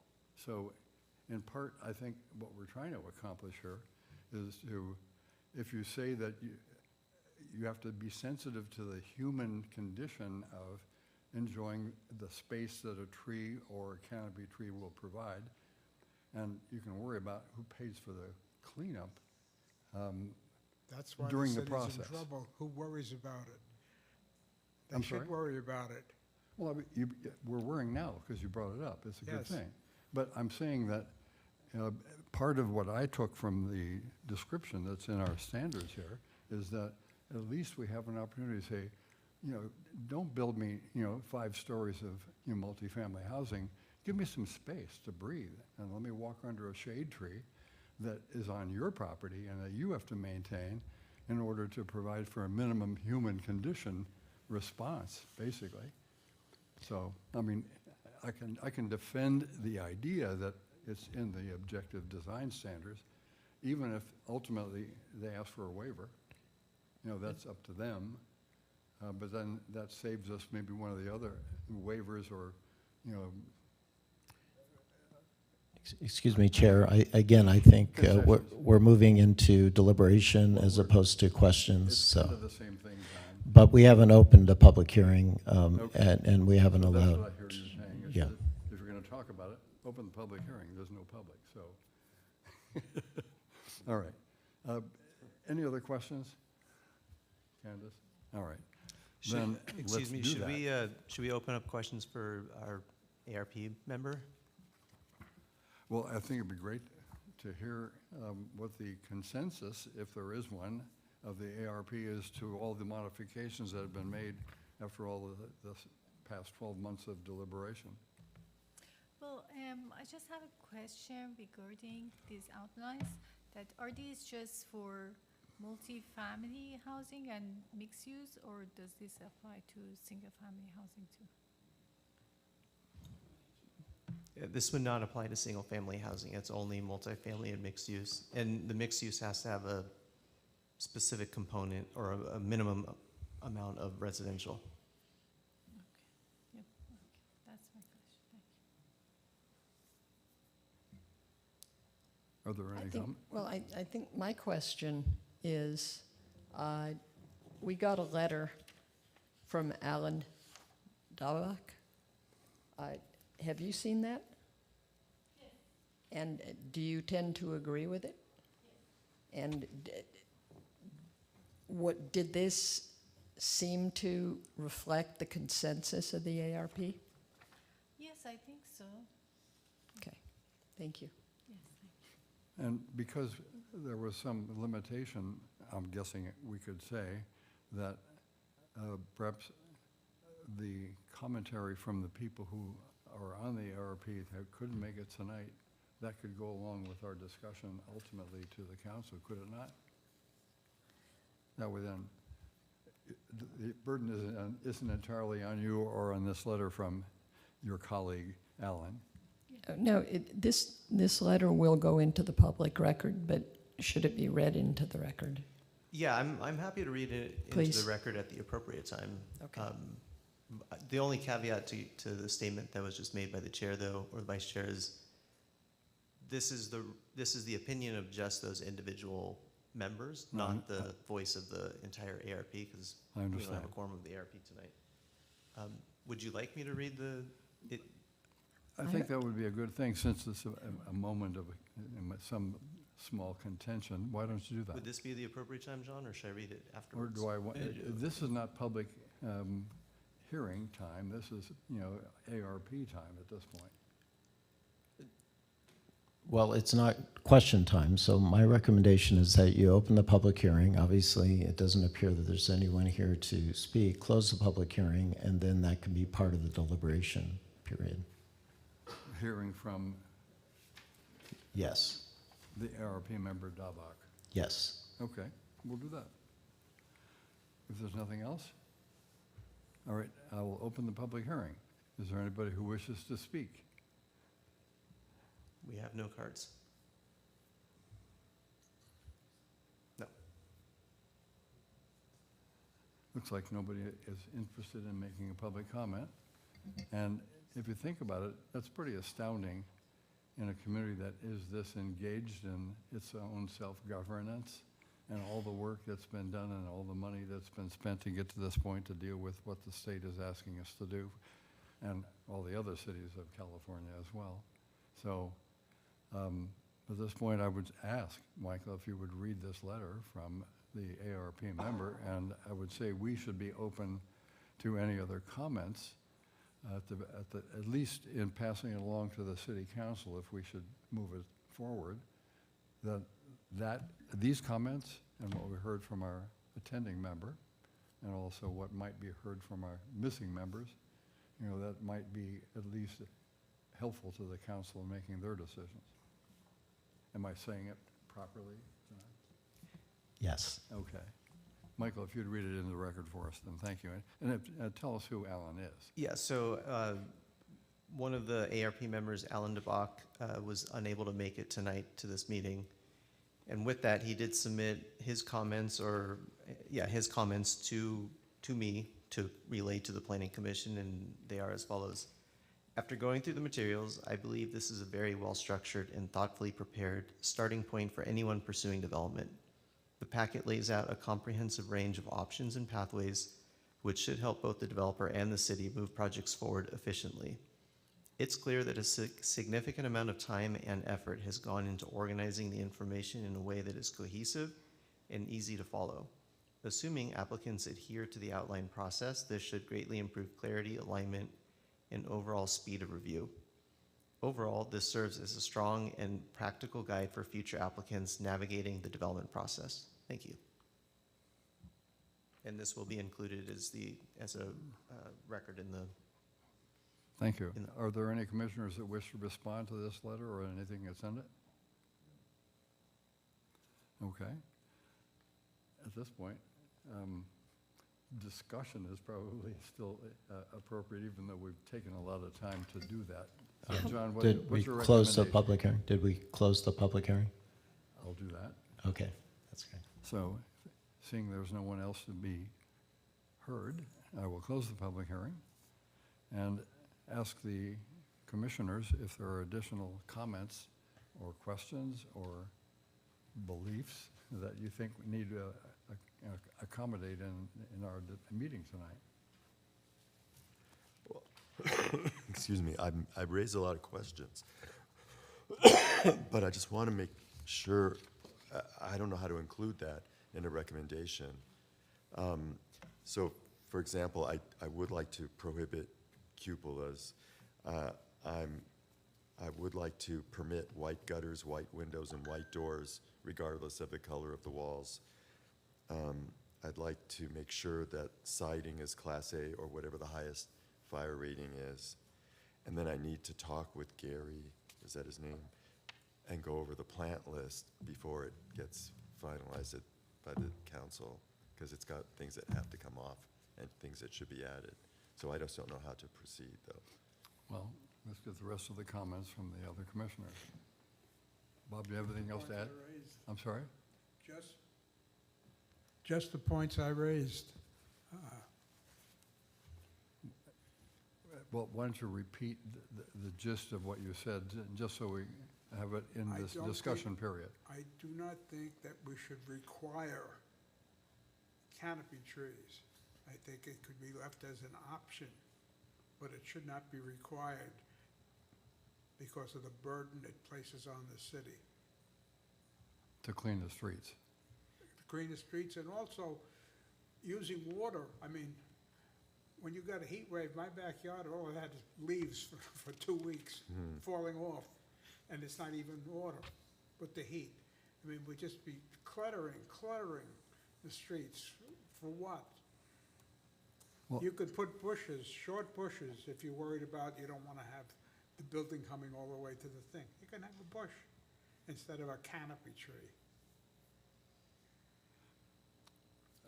Is there anything that we can add to the, I guess, the staff review process or code enforcement in dealing with these kinds of issues? Or maybe even in the requirements here, where maintenance and operation of these kinds of things would be on the proposer of the application? As a ministerial project, we're not able to condition it, so we would have to rely on our code enforcement department to make sure that the property is maintained accordingly. One suggestion, again, if the majority of the commission wants to go that route, would be to maybe look at the amount of trees that are being required and reduce that, so it's not as many as what has been drafted. Again, what has been drafted and submitted to the commission is the recommendation of JKA based off of all of the input that they've received, both from the commission, the ARP, and the community. If the commission wants to modify some of these standards, that is possible, but it would have to be at the majority of the commission, though. Well, are there any other things, Bob, that you want to raise? Then let's come back to as to whether there's changes required before we have a motion on the floor to send this along. Wendy, what do you have in mind? I'm actually prepared to make a motion. Are there any other questions or comments at this point? I liked the idea of like banning turf that he had mentioned, and then obviously I like adding in the color white for primary walls. Okay. Anybody else? Are you have- talking about what, you're talking about white, because there's some off-whites I there? mean, just any like, these are more like, Would you bring the mic over so? I mean, it's hard to tell off of a piece of paper. Oh, yeah, right, color it's it just is, a but- paper. Sorry, Right. more of a white. Doesn't Okay. have to be a super bright white, but more of a white that you see around like this area, the library, city hall. So if I understand, the multifamily or mixed-use projects, you would like to see some white options on the color palette that you're talking about on that page. Correct. Page what? Page 28. Is there any other place that you're looking to see white respected in some way? That's it. Okay. And then the Anything else? banning of turf for landscape, Plastic turf? plastic turf. Okay. It's not environmentally. Michael, do you have anything else? No, do you want us to go over each of these items separately, or, because we can't just all make comments like that? Well, Or- I'm just looking to get Oh. everything on the table so that we can go through it and see if we have votes to be able to Well, we make can the go- recommendations. Well, we can go over individually. I mean, like, as I said, I don't Well, let me want. just finish. Oh, Wendy, is there anything else you she have? want, No. Okay, so let's address yours and the white, and Bob, the maintenance of the canopy trees or whatever control necessary to deal with that, unless you see otherwise, John or Michael. My recommendation is, because to determine consensus, is that perhaps we can take some of these as individual motions and have the commission vote as to, for instance, with regard to Commissioner Leah's request to remove the requirement for canopy trees, bring a motion, and the commission can then vote on whether or not that should be removed as a requirement. And we Good- can just kind of walk good through idea. those things. Well, my only concern about that is that if there is any lack of surety, the council will never see that component of the recommendation from our staff and consultants. So, is there a way to deal with this as if we express the feelings of the commissioners, but it's also not going to hold up the process of getting to the to the city council. But the I'm recommendation, looking kind of for an escape hatch so everybody can get their thoughts in and recommendations. We can in fact invite or vote upon each of the recommendations from the commissioners, but ultimately we want to make sure that the city council sees that we have given clear thought to all of that. the ultimate direction, if approved by the planning commission, could be to adopt the resolution recommending approval of the ordinance and associated objective design standards to city council. And from there, I like the idea of going one by one.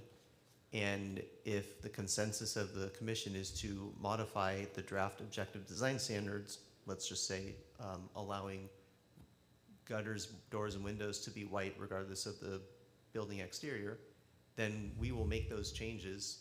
JKA will make those changes before it goes to city council. Okay. That allows the commission to weigh in on each one of the items that has been raised and clarity as to if that's a majority and a consensus of the commission. If that specific item doesn't doesn't have a consensus, then that change won't be made in the standards as it moves on to council. But I think that's an effective way of moving it forward. Okay. Well, let's deal with them one by one. Why don't you go down your list, Michael? Oh, okay. The first one was prohibiting certain elements, prohibiting cupolas, which are those, you see them at the Cambria Hotel, they're turquoise. What's on one building in town? Right, and I don't want to see any more of them because that was done without approval of the planning commission or even the public. The public didn't even know that because those were not the final plans. And then, because then they were given the option to go to ARP and get it changed, and the public didn't know. So is your recommendation then? That's my proposal. I don't know what the other commissioners feel. Well, but Michael suggests that we do them one by one. Yeah. That's number one. So that's one. So that Put it would in be the form of a motion. motion. To prohibit cupolas. In Cupolas. these mixed, use. Revise the standards to include the prohibition of cupolas? Correct. Does that have to be defined and described in physical terms and engineering and architectural terms? They can define it and add it to the key terms. They know what it is. I'm just, Okay, then, maybe this belongs in discussion after there's a motion and second, I don't know. Well, But maybe nobody I'm seconds just it, I don't know. I'm concerned about starting to throw in, can't do this, individual preferences. That bothers me a bit. Well, they can do it, but it wouldn't go through objective design standards. That's all I'm proposing. Yeah, I think in general, And- the document avoids prohibitions and it directs people to what they can do. But, well, Almi's giving me the finger. We have one exception to that. Yeah, it's reasonable. I wouldn't fill the document with prohibitions, but in my opinion, I think this particular request is a fairly reasonable prohibition. Yeah, maybe the other commissioners don't agree, so I don't know. I don't know, Michael, he just called you reasonable. Oh, but, well, I- why don't you Dennis, move- why don't you- make the motion in that case? Oh, I would- That's in order to so I would move to, remove cupolas from. Yeah, the- Well, the to design add a standard. prohibition against, okay, yeah, to cupolas. prohibit cupolas. correct? In, Yeah. in these objective Objective design design standards. standards. Now you're looking for a second. Second. Okay. I would just recommend a roll call. Everyone, Yeah, but I was going to say, is there a specific language that we use so that, They can- can we use the word ban or prohibit? Y- Or in yes. fact, is it something that we would, Just not permitted, whatever, they'll come up with it.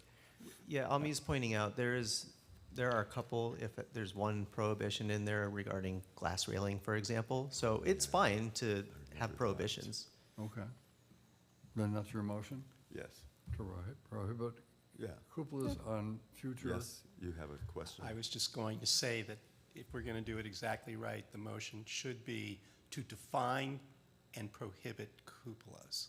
Okay, so I move to define and prohibit you. cupolas, That's what I was or looking for. cupolas. It's So you pronounced made either that way. motion? Yes, And you and he seconded seconded it? it, yes. Oh, Bob did, Yeah. okay. All in favor of that motion? Well, hold on. I think What- John said we're we gonna should do a roll call. Right, Yeah. right.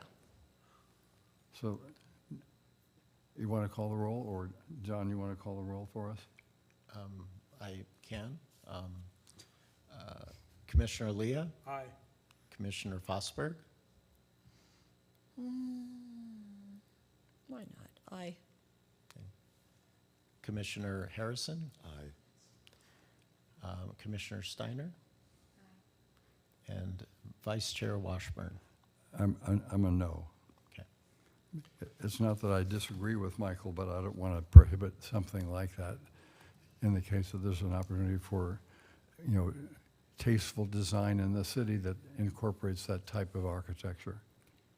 Well, again, they could come through with a regular, Well, the regular Okay, process. well, the vote has been taken, Okay. right?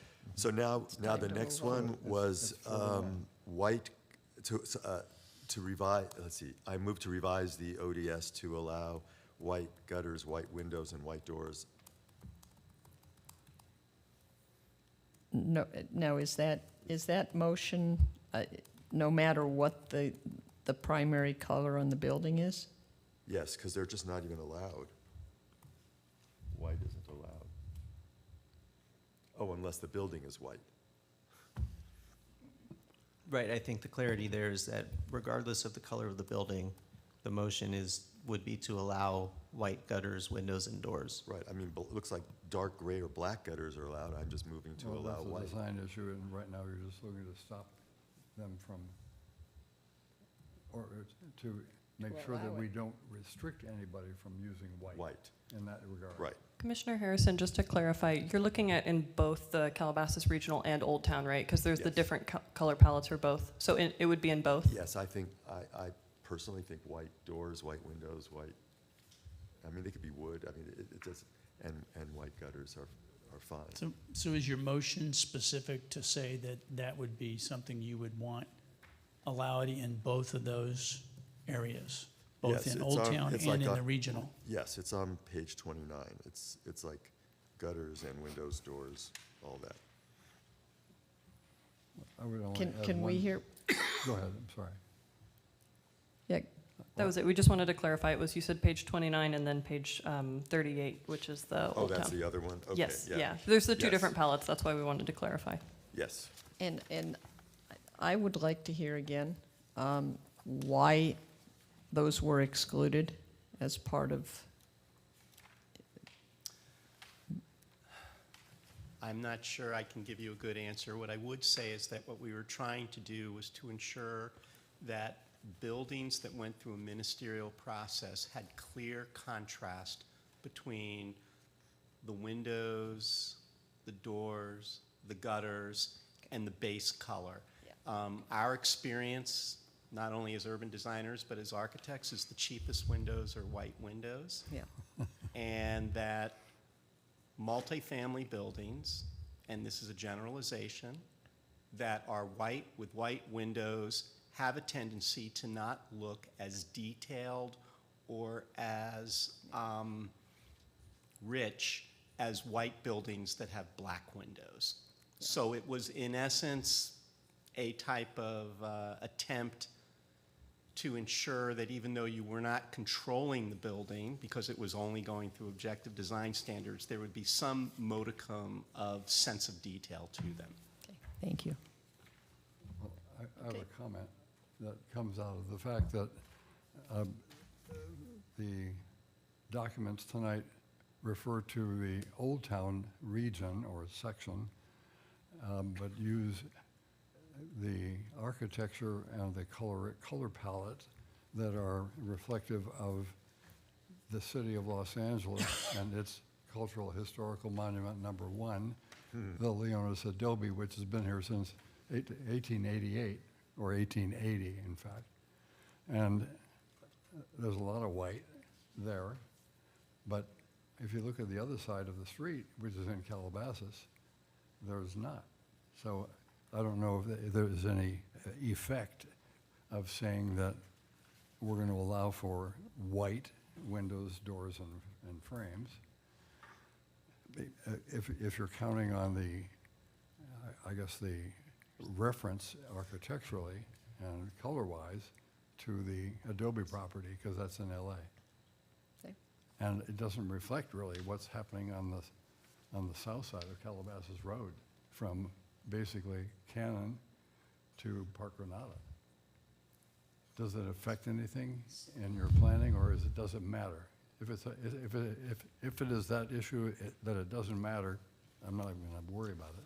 Well, there's empty lots there on the north side of the road that are Calabasas. I mean, we don't know what's going to be proposed. There's an empty lot. An empty lot, That's it. at least one. There's one. Oh, there's only one. Yeah. But we don't know what's going to come. And the Our shopping general center plan, in across the fact, our street is general white. plan indicated that And- we were going to and build Most of that multifamily area is housing. zoned for mixed use, so Yeah, you could have a demolition of existing buildings out there and infill development with a new project. So you never know what you might get. if this is of little consequence, I don't care. I'm just bringing it up that, the reference material is using the old town character of the Leonis Adobe property and not the south side or the west side of Old Town near the Anza Hotel as the reference point. Does it make a difference? I mean, the shopping center, though, across the street from the Leonis is white. And it looks Monterey Spanish. And it's owned by the, interestingly enough, the Leonis Adobe Association. But it's all white, so I don't know why It's that's. not really. I mean, if I had to choose a reference point, I'd rather choose the shopping center across from the Leonis Adobe over the Anza Hotel, which is not the Right. nicest And hotel, I'm not or the saying- nicest architectural building. I'm not suggesting any of it. I'm just saying if it complicates the issue of voting on white paint and framing and window frames, then let's deal with what Michael would like to see Right, remember, this is as for windows, possible. doors, and gutters. If the building was white, you could always have white for those, oddly enough. But this is for, if the building is not white, I'm saying you should be able to have white. Is it material? I don't know. Well, the answer that I got from our consultants kind of resonated with me. So I think it does matter. Then make the motion. Yes, he was saying that they didn't want to see a big Speak mixed into your use. mic. They didn't want a big mixed-use building with white on white, but that's actually allowed. So, under the current way you've written it. So, No, yeah, it's- no, it says gutters can be any, the color of any adjoining wall. So if the building is white, the gutters can be white. That's what it says there, right? Yeah, but if you take a look at what, okay, I don't want to speak unless I'm Or asked to, because it's off-white. your deliberation. No, please do. Okay. We're having an There open are two discussion different now. sections here. One is for Calabasas Regional. On page 28, if you look at the colors there, Right, there's there off-white. are some, at the bottom of the page, there are some off-white colors. You could paint a gutter one of those off-white Yeah, colors. no, I think it should be able to be white. Okay. Like, it is all, But I also yeah. wanted to point one other thing out. When we did the colors for Old Town Calabasas, we specifically looked at the existing buildings that were there, mostly, as you pointed out, on the south side of the street. And that palette was developed from that. And if you, again, if you look at the bottom of page 38, we did have some colors in there that were pretty light, which was the F8, F8, FA, which is Yes. in the second line in the middle. And Yes. we did not, on purpose, include the allowance to paint back to the base wall. We clearly, in Old Town, wanted to be more definitive about even more of a contrast there, because you do No, see. actually, you said right on the bottom of 38 that they shall match the adjoining primary wall color. So they will be white on white or off-white on white, just like the shopping center Right. across from the Leonis. So do we need a motion or not? Oh, yeah, the motion is to allow white. But again, it's up to the planning commission. We're Right. happy with every direction you go. Okay, I'm just making a motion where it was to allow white In both sections? gutters, Old white Town windows, and white, in- what, should I separate it? Well, I'm asking you. I mean, what, are you referring don't only mind. to Old Town, or are you referring to the whole city? The whole or- city, definitely white, if you get it, like I said, where I live, a peach building, I would definitely like white gutters and not peach So gutters. I'll ask our consultant, what's the best Or gold recommendation gutters. to fit that request into both regions? I think it boils down to a very simple choice, which is that I would recommend that you ask us to add 3 off-white colors to the, to each of the palettes and allow the trim to match those. Okay, and would any of those off-white colors be, I'm sorry, would any of those off-white colors be closer to white? Because I mean, I'm that's trying what to listen Commissioner to what Steiner- everybody's saying. You made a comment that you felt that there were appropriate uses of white, and I think that there were other comments that were made earlier that bright white was perhaps of concern still to some of the members.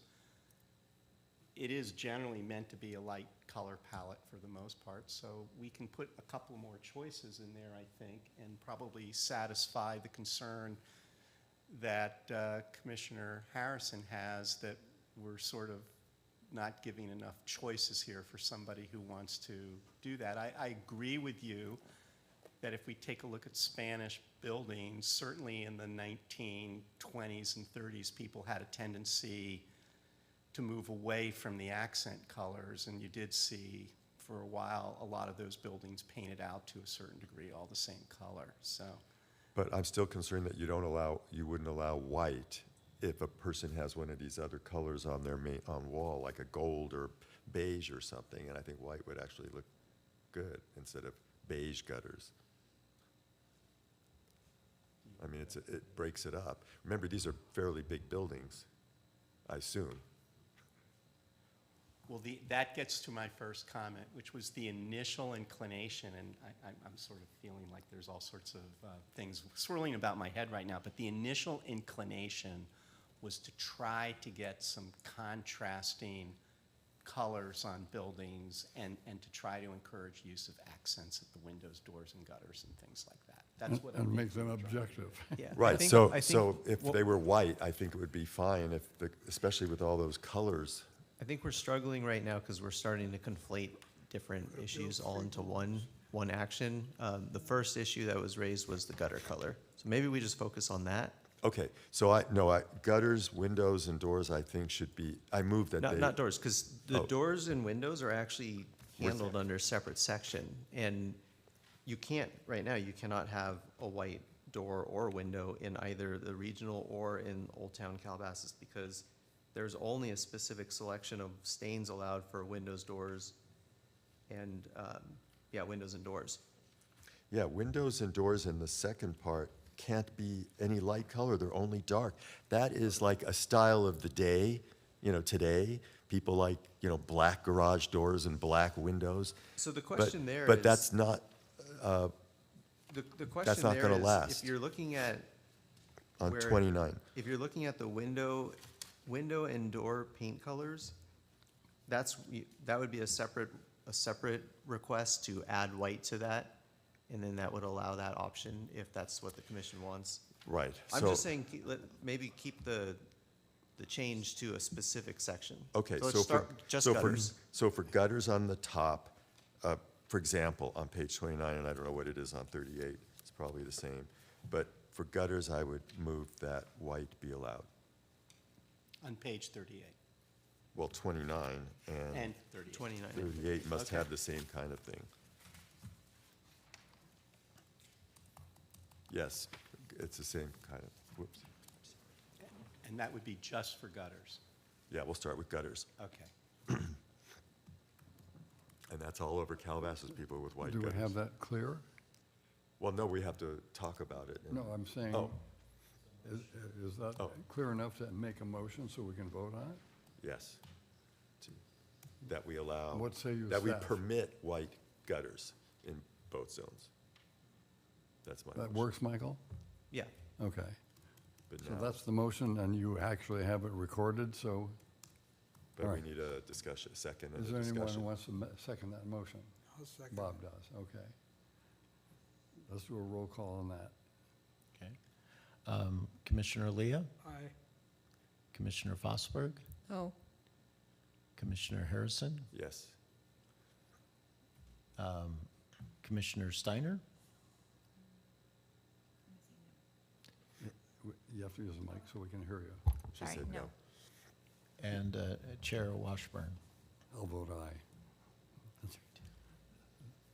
No, it's 3-2.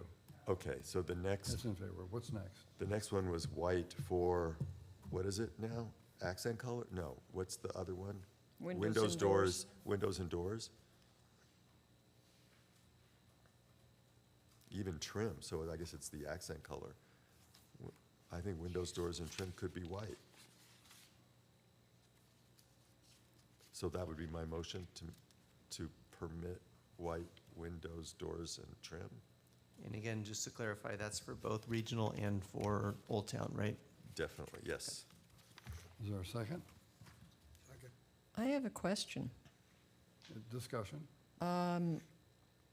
Windows and doors are very specific if they're wood.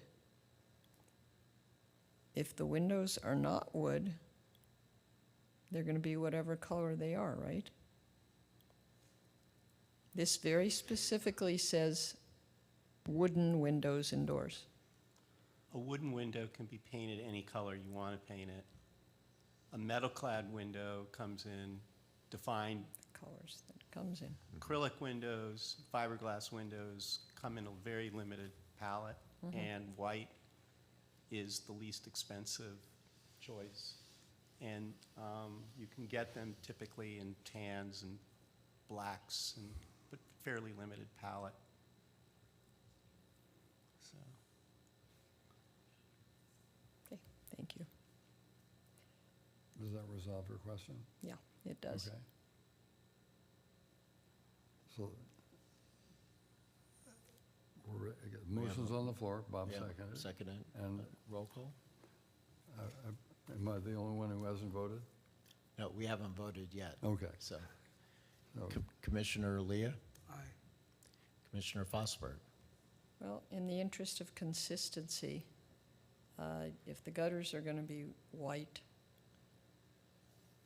if they can be white, windows and doors, accent colors, in the interest of consistency, yeah, aye. Yes. Commissioner Harrison is a yes. Commissioner Steiner, I'll be a yes. what was your response? Yes. Yes? Okay. And I'll Vice Chair vote Washburn. aye on that as well.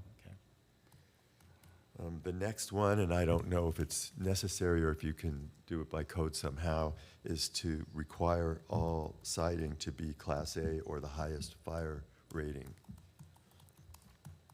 What was the point again? Say it to the mic.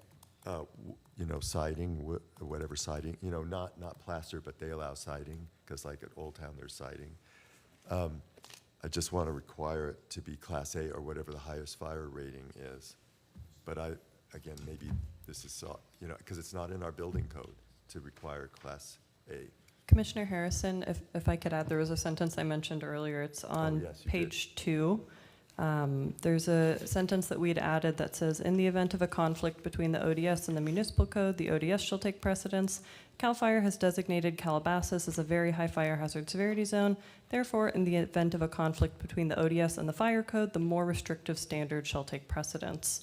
And maybe that would help, because in the event of if the fire code changes in the future to become even more restrictive, that means that therefore that more restrictive standard would continue to take precedence, even if that's not Class A. Whatever the most current restrictive Well, fire code would be applicable. Right, so that's why I would say Class A or whatever the most restrictive fire code, applicable fire code is. Right, But but if it's that already ever in changes here. in the future, this gives the flexibility for whatever the current most restrictive fire code is. Right, but currently it's not Class A, and I want this to be Class A. I believe it is Class A, right? No, we Well- didn't get Class A as a proposal on Astor Trail, so it's clearly The not the only requirement. material that we've recommended in here that theoretically would be if somebody was to try to use wood siding that didn't have fire resistant retardant either injected into it or applied to it, because the stucco would already meet it, the metal siding would already meet it. You know, on the roofs, the tile, it's already required under code that it has to be in these areas of Class A, so. So we're talking about wood, basically, and we had that. So I just want it to be Class A or whatever the most restrictive. But is fire it standard. not covered by this language already? No. Yes, it is. It is covered. Well, Yeah. why wasn't it covered for that home in the Highlands? I don't want to get into, I don't know You what, can't- what, different what, you know, what project. home you're talking about, and I don't have Astor any details Trail. of Well, that. that's not on the agenda. It's- No. Yeah, we cannot. So dis- Astor we can't Trail was discuss not a Class A, and Doesn't and matter, it was recommended Michael. That's not to on- us. that's But not on the Michael, agenda. What? but that was not subject to these standards and the language that is contained in page 2 of these standards. And that's Doesn't residential and not require multifamily. fire And Class A. That's the The problem. recommendation to not say Class A is because we don't want to hold this document, which could live for a while, subject to outdated terms within a building code that exists today. Building codes update every 3 years.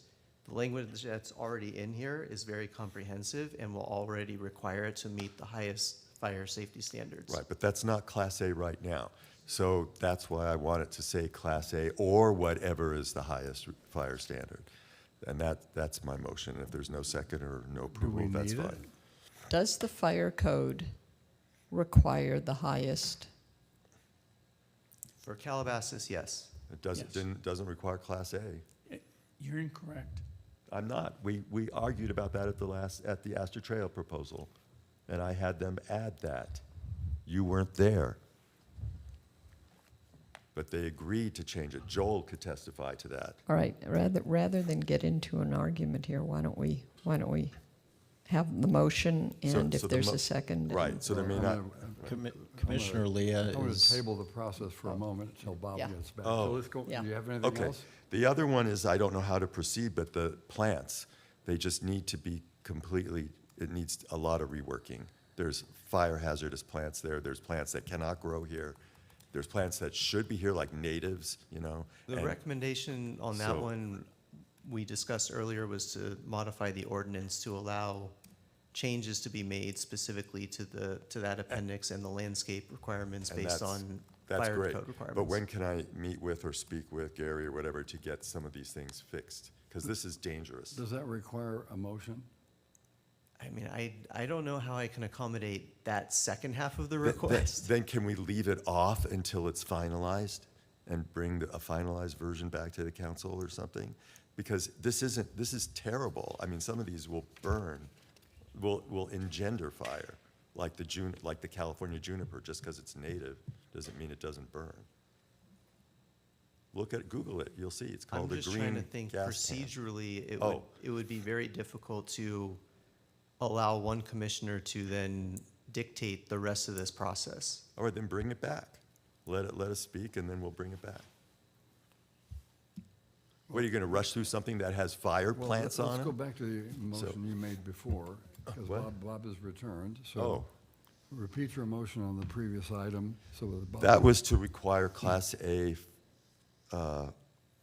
fire siding, or whatever is the highest requirement at that time, or in effect, That's your motion? yes. Is there a second? I'll second it. All right. Is there further discussion? Okay. Do we need to discuss it any further? Okay. Call the roll. Commissioner Leah, Aye. Commissioner Fastberg, No? Commissioner Harrison, Yes. Commissioner Steiner, No. and Vice Chair Washburn. No. Okay, then, and again, the last one is the plants, so how do we deal with that? Can I meet with him or talk with him and try to get a supplemental list to the next planning commission meeting? Because this is a no-go. Well, for This- you. Oh, for any, Yeah. I mean, this is crazy. This has dangerous fire plants on it, and it doesn't have certain natives that should be here, and it doesn't have, like an alder, a California alder. Give me a break. It's not even fire. It's not even a fire problem. It soaks up water. This is If there were specific trees or plants that you would like to see removed tonight, that would be one way to go. I can go through the list if you want. Every ceanothus, every single one, except for concha, crassifolia, and dark star. And on whose authority are we basing I looked it? them up. I No, but Googled I it. mean, Oh, what's the? I've tried to grow some of them, like a point But sur- what's the municipal authority that the rest of us commissioners can rely on? Oh, because we're just making up a list of pre-approved plants, that's all. Is it possible to basically strike some of these plants and let the council figure out how they want to deal with the future plant palette?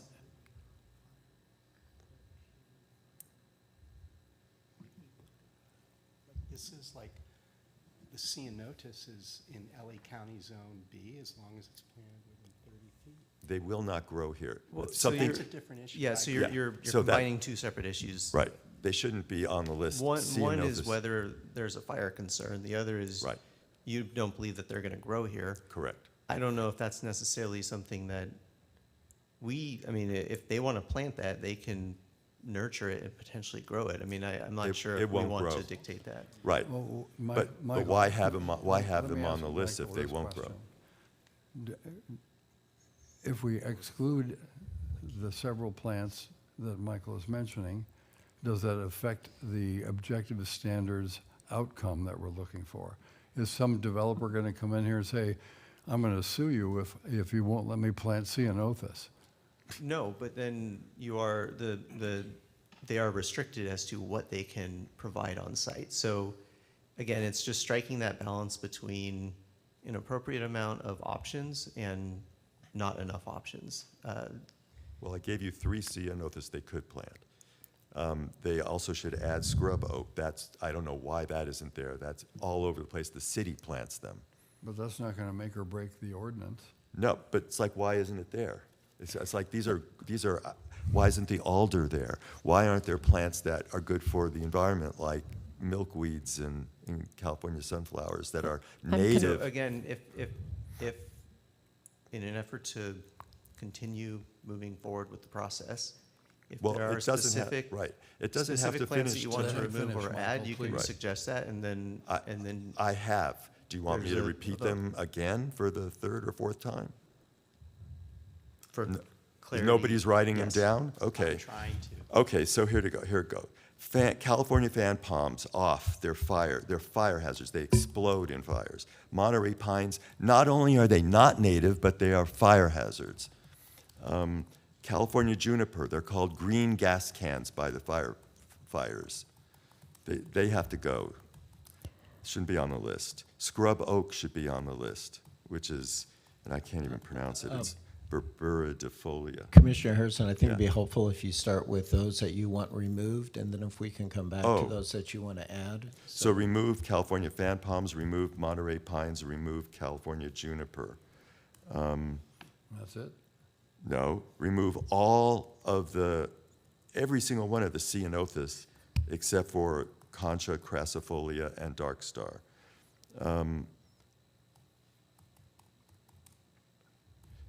Those are the ones to remove.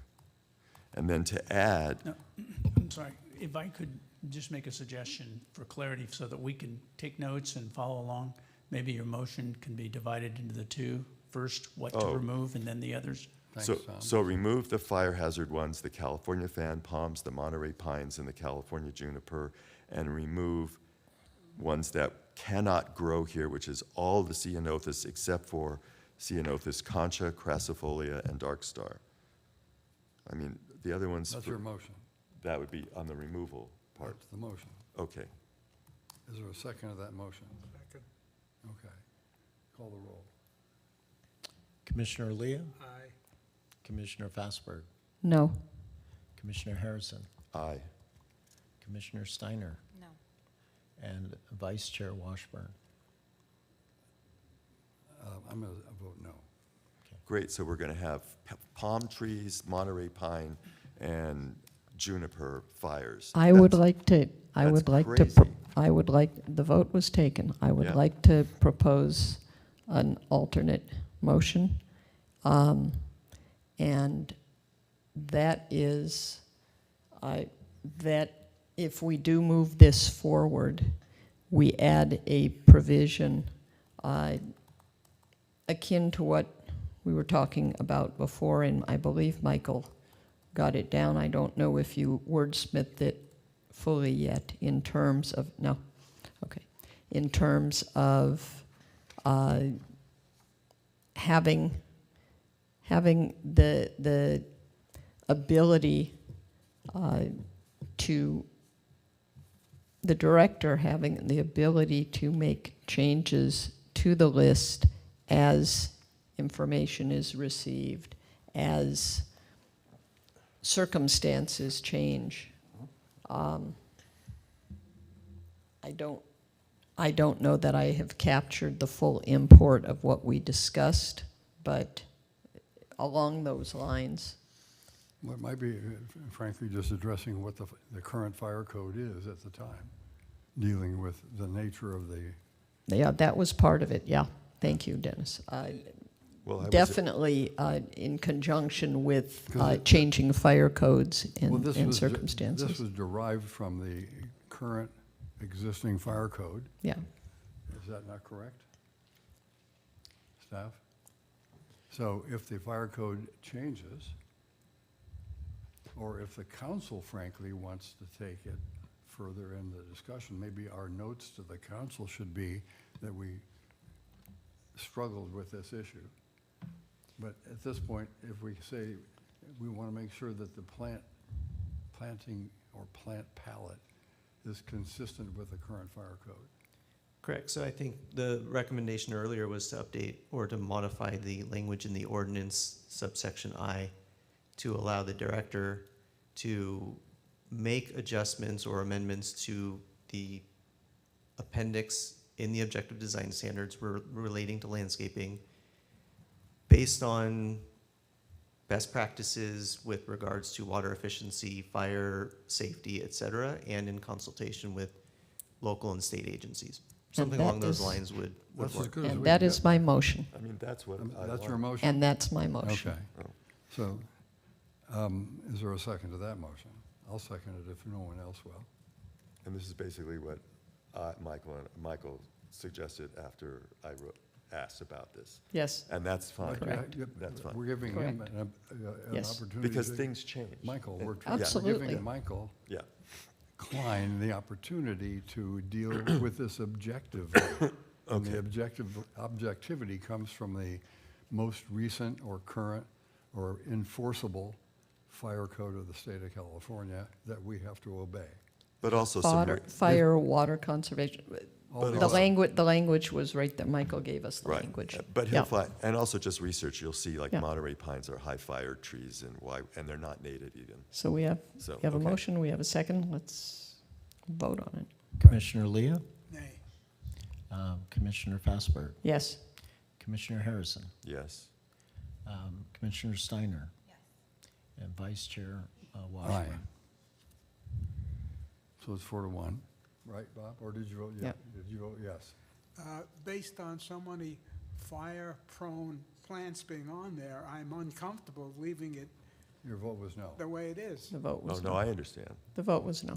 I may vote Okay. no on the So whole it's thing 4-1. if they leave it in, so. That'll be in the record. May I make All right. a friendly suggestion in terms of another potential motion? Again, trying not to combine too many different issues into one motion. Right. I still hear concerns regarding the three specific species that are of concern. The California palm, the Monterey pine, and the California juniper. Maybe there's another potential motion for that might gain traction.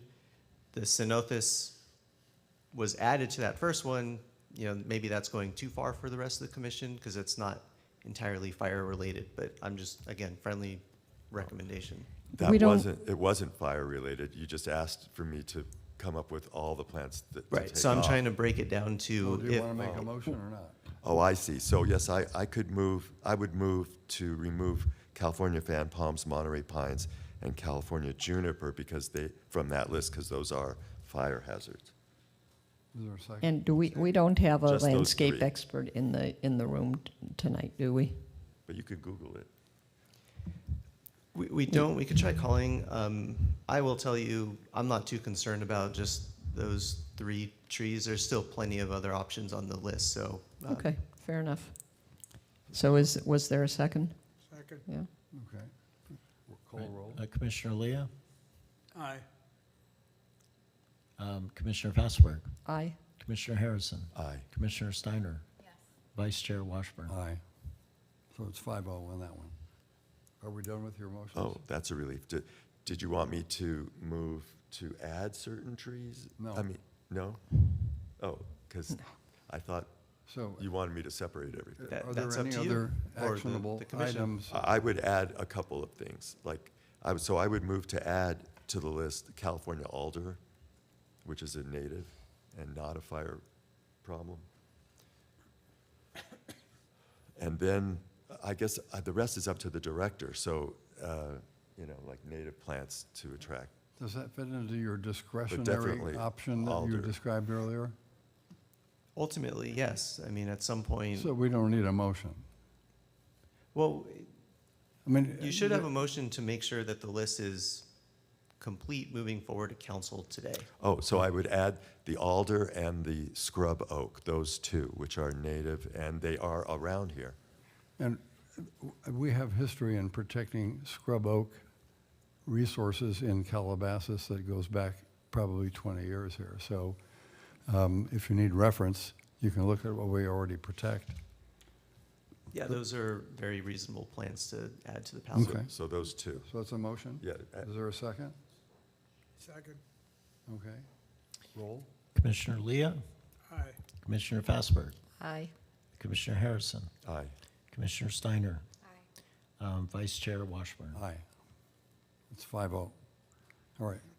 Anybody else have motions to make regarding changes to anything we've heard tonight? Yes. I'm gonna do it quick. I wanted to make a motion. Bring the mic closer to you. I wanted to make a motion to add to the page 28, 4A.6, the Calabasas Regional Color Palette, to add a white. Doesn't have to be a bright white, but a white option. So add a white Fair. color. A white color, since you already have the gutters, the windows. I thought, I'll I s- thought he was going to add like 3 I'll s- I'll s- whites. Or- yeah. I'll second that. It doesn't, you're not saying bright white, you're saying just a white. fits Yeah, with I'll second the that. palette. I'll second that. Is there any discussion on the motion? Take the roll, please. Commissioner Leah, Aye. Commissioner Fastberg, Aye. Commissioner Harrison, Aye. Commissioner Steiner, Aye.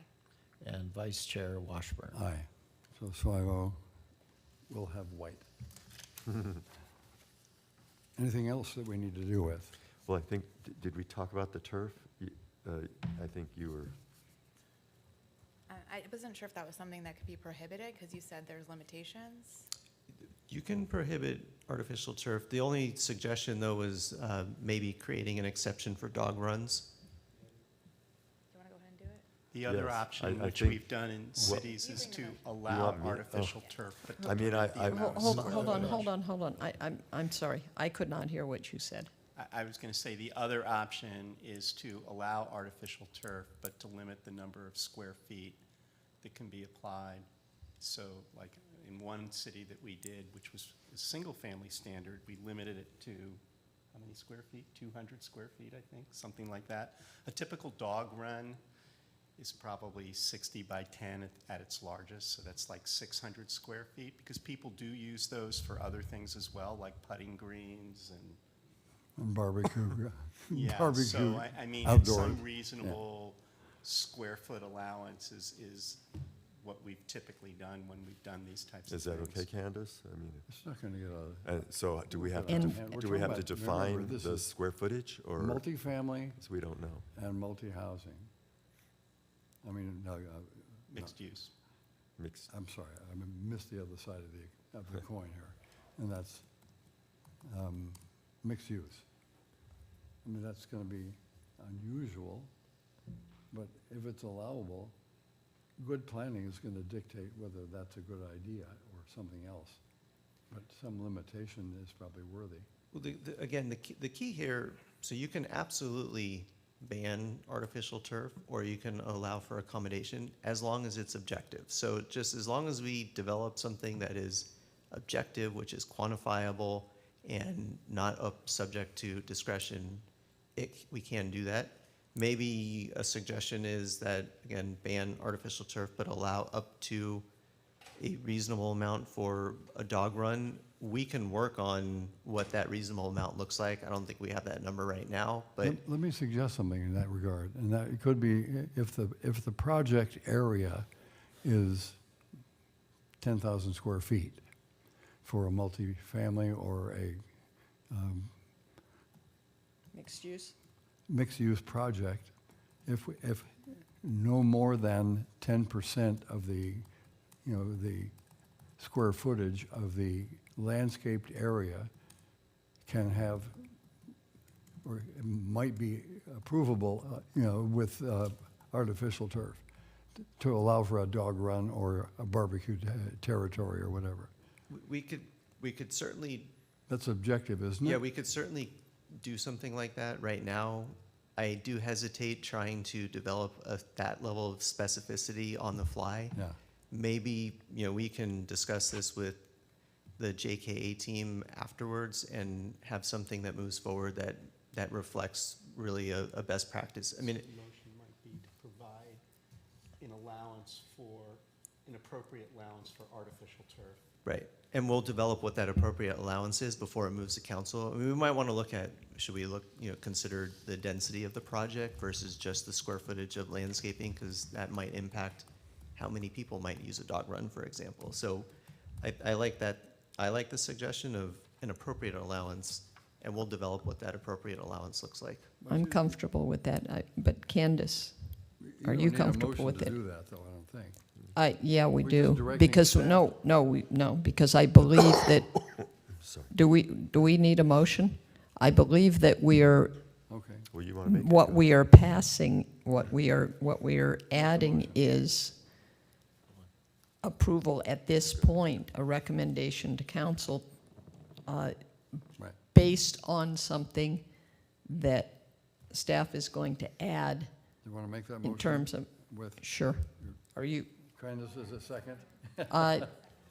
I move that we add a restriction on artificial turf to a standard that is to be inserted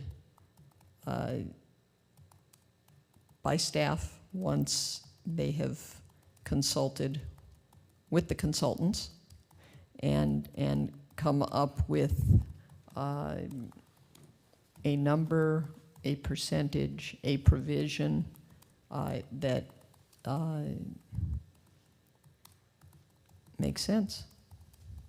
An appropriate allowance for dog runs. An appropriate now, are we still are going to leave dog runs in there? Or pets. Uh, For pets. Pets, yeah. I think Could yeah, make a the comment, but the intent is for that specific use, at least my understanding. yes? Yes, Yes. Okay, that's the motion. I'll second that. Will you call roll? Commissioner Leo, Aye. Commissioner Fassberg, Aye. Commissioner Harrison, Aye. Commissioner Steiner, Aye. and Vice Chair Washburn. Aye. So that's 5-0 as well. And do we have anything else on this subject? All right, now we need to do with the big motion, which is, with I'll these- make it. With these changes, shall we send this to the city council? All right, I'll make a motion that we adopt Planning Commission Resolution Number 2026-816, recommending to the City Council approval of the objective design standards and associated ordinance with the revisions that we have just voted on and approved. I'll second that. Second. Is there any further discussion? And will you call a roll on that, please? Sure. Commissioner Leo, Aye. Commissioner Fassbert, Aye. Commissioner Harrison, Aye. Commissioner Steiner, Aye. and Vice Chair Washburn. Aye. Thank you all. Just so we got it, who did the second there? It was either Bob or Dennis, Dennis. wasn't it? Dennis, Yeah. I Okay. second it. Thank you. and thank you for all the work you've done, and thank you to the ARP for all your input too, and all the meetings we've all been to. Now we're going to go back to the rest of the agenda.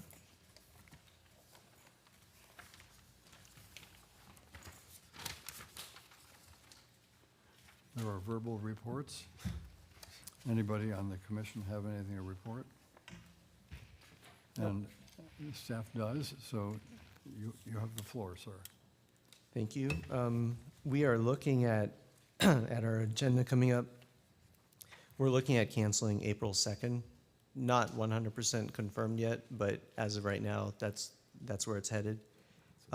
We are going to bring the capital improvements review to the Planning Commission we're anticipating April 16th.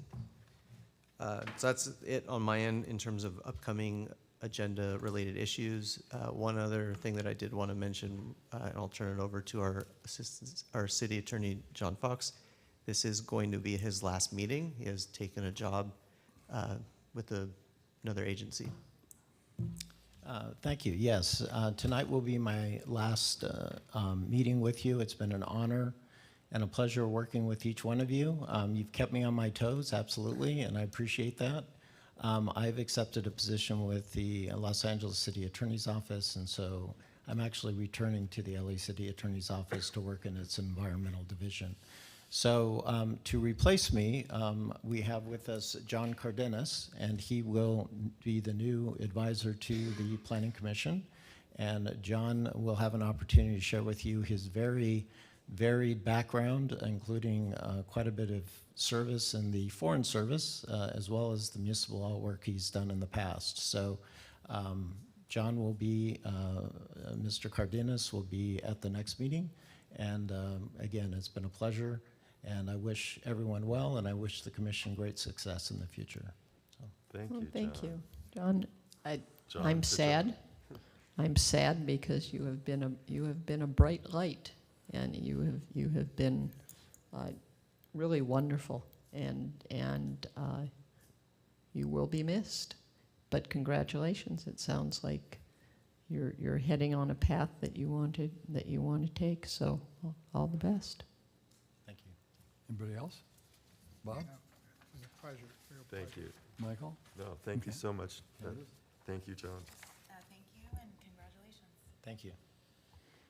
And I'm Well- glad that the person succeeding you is also named John, so we won't have to think.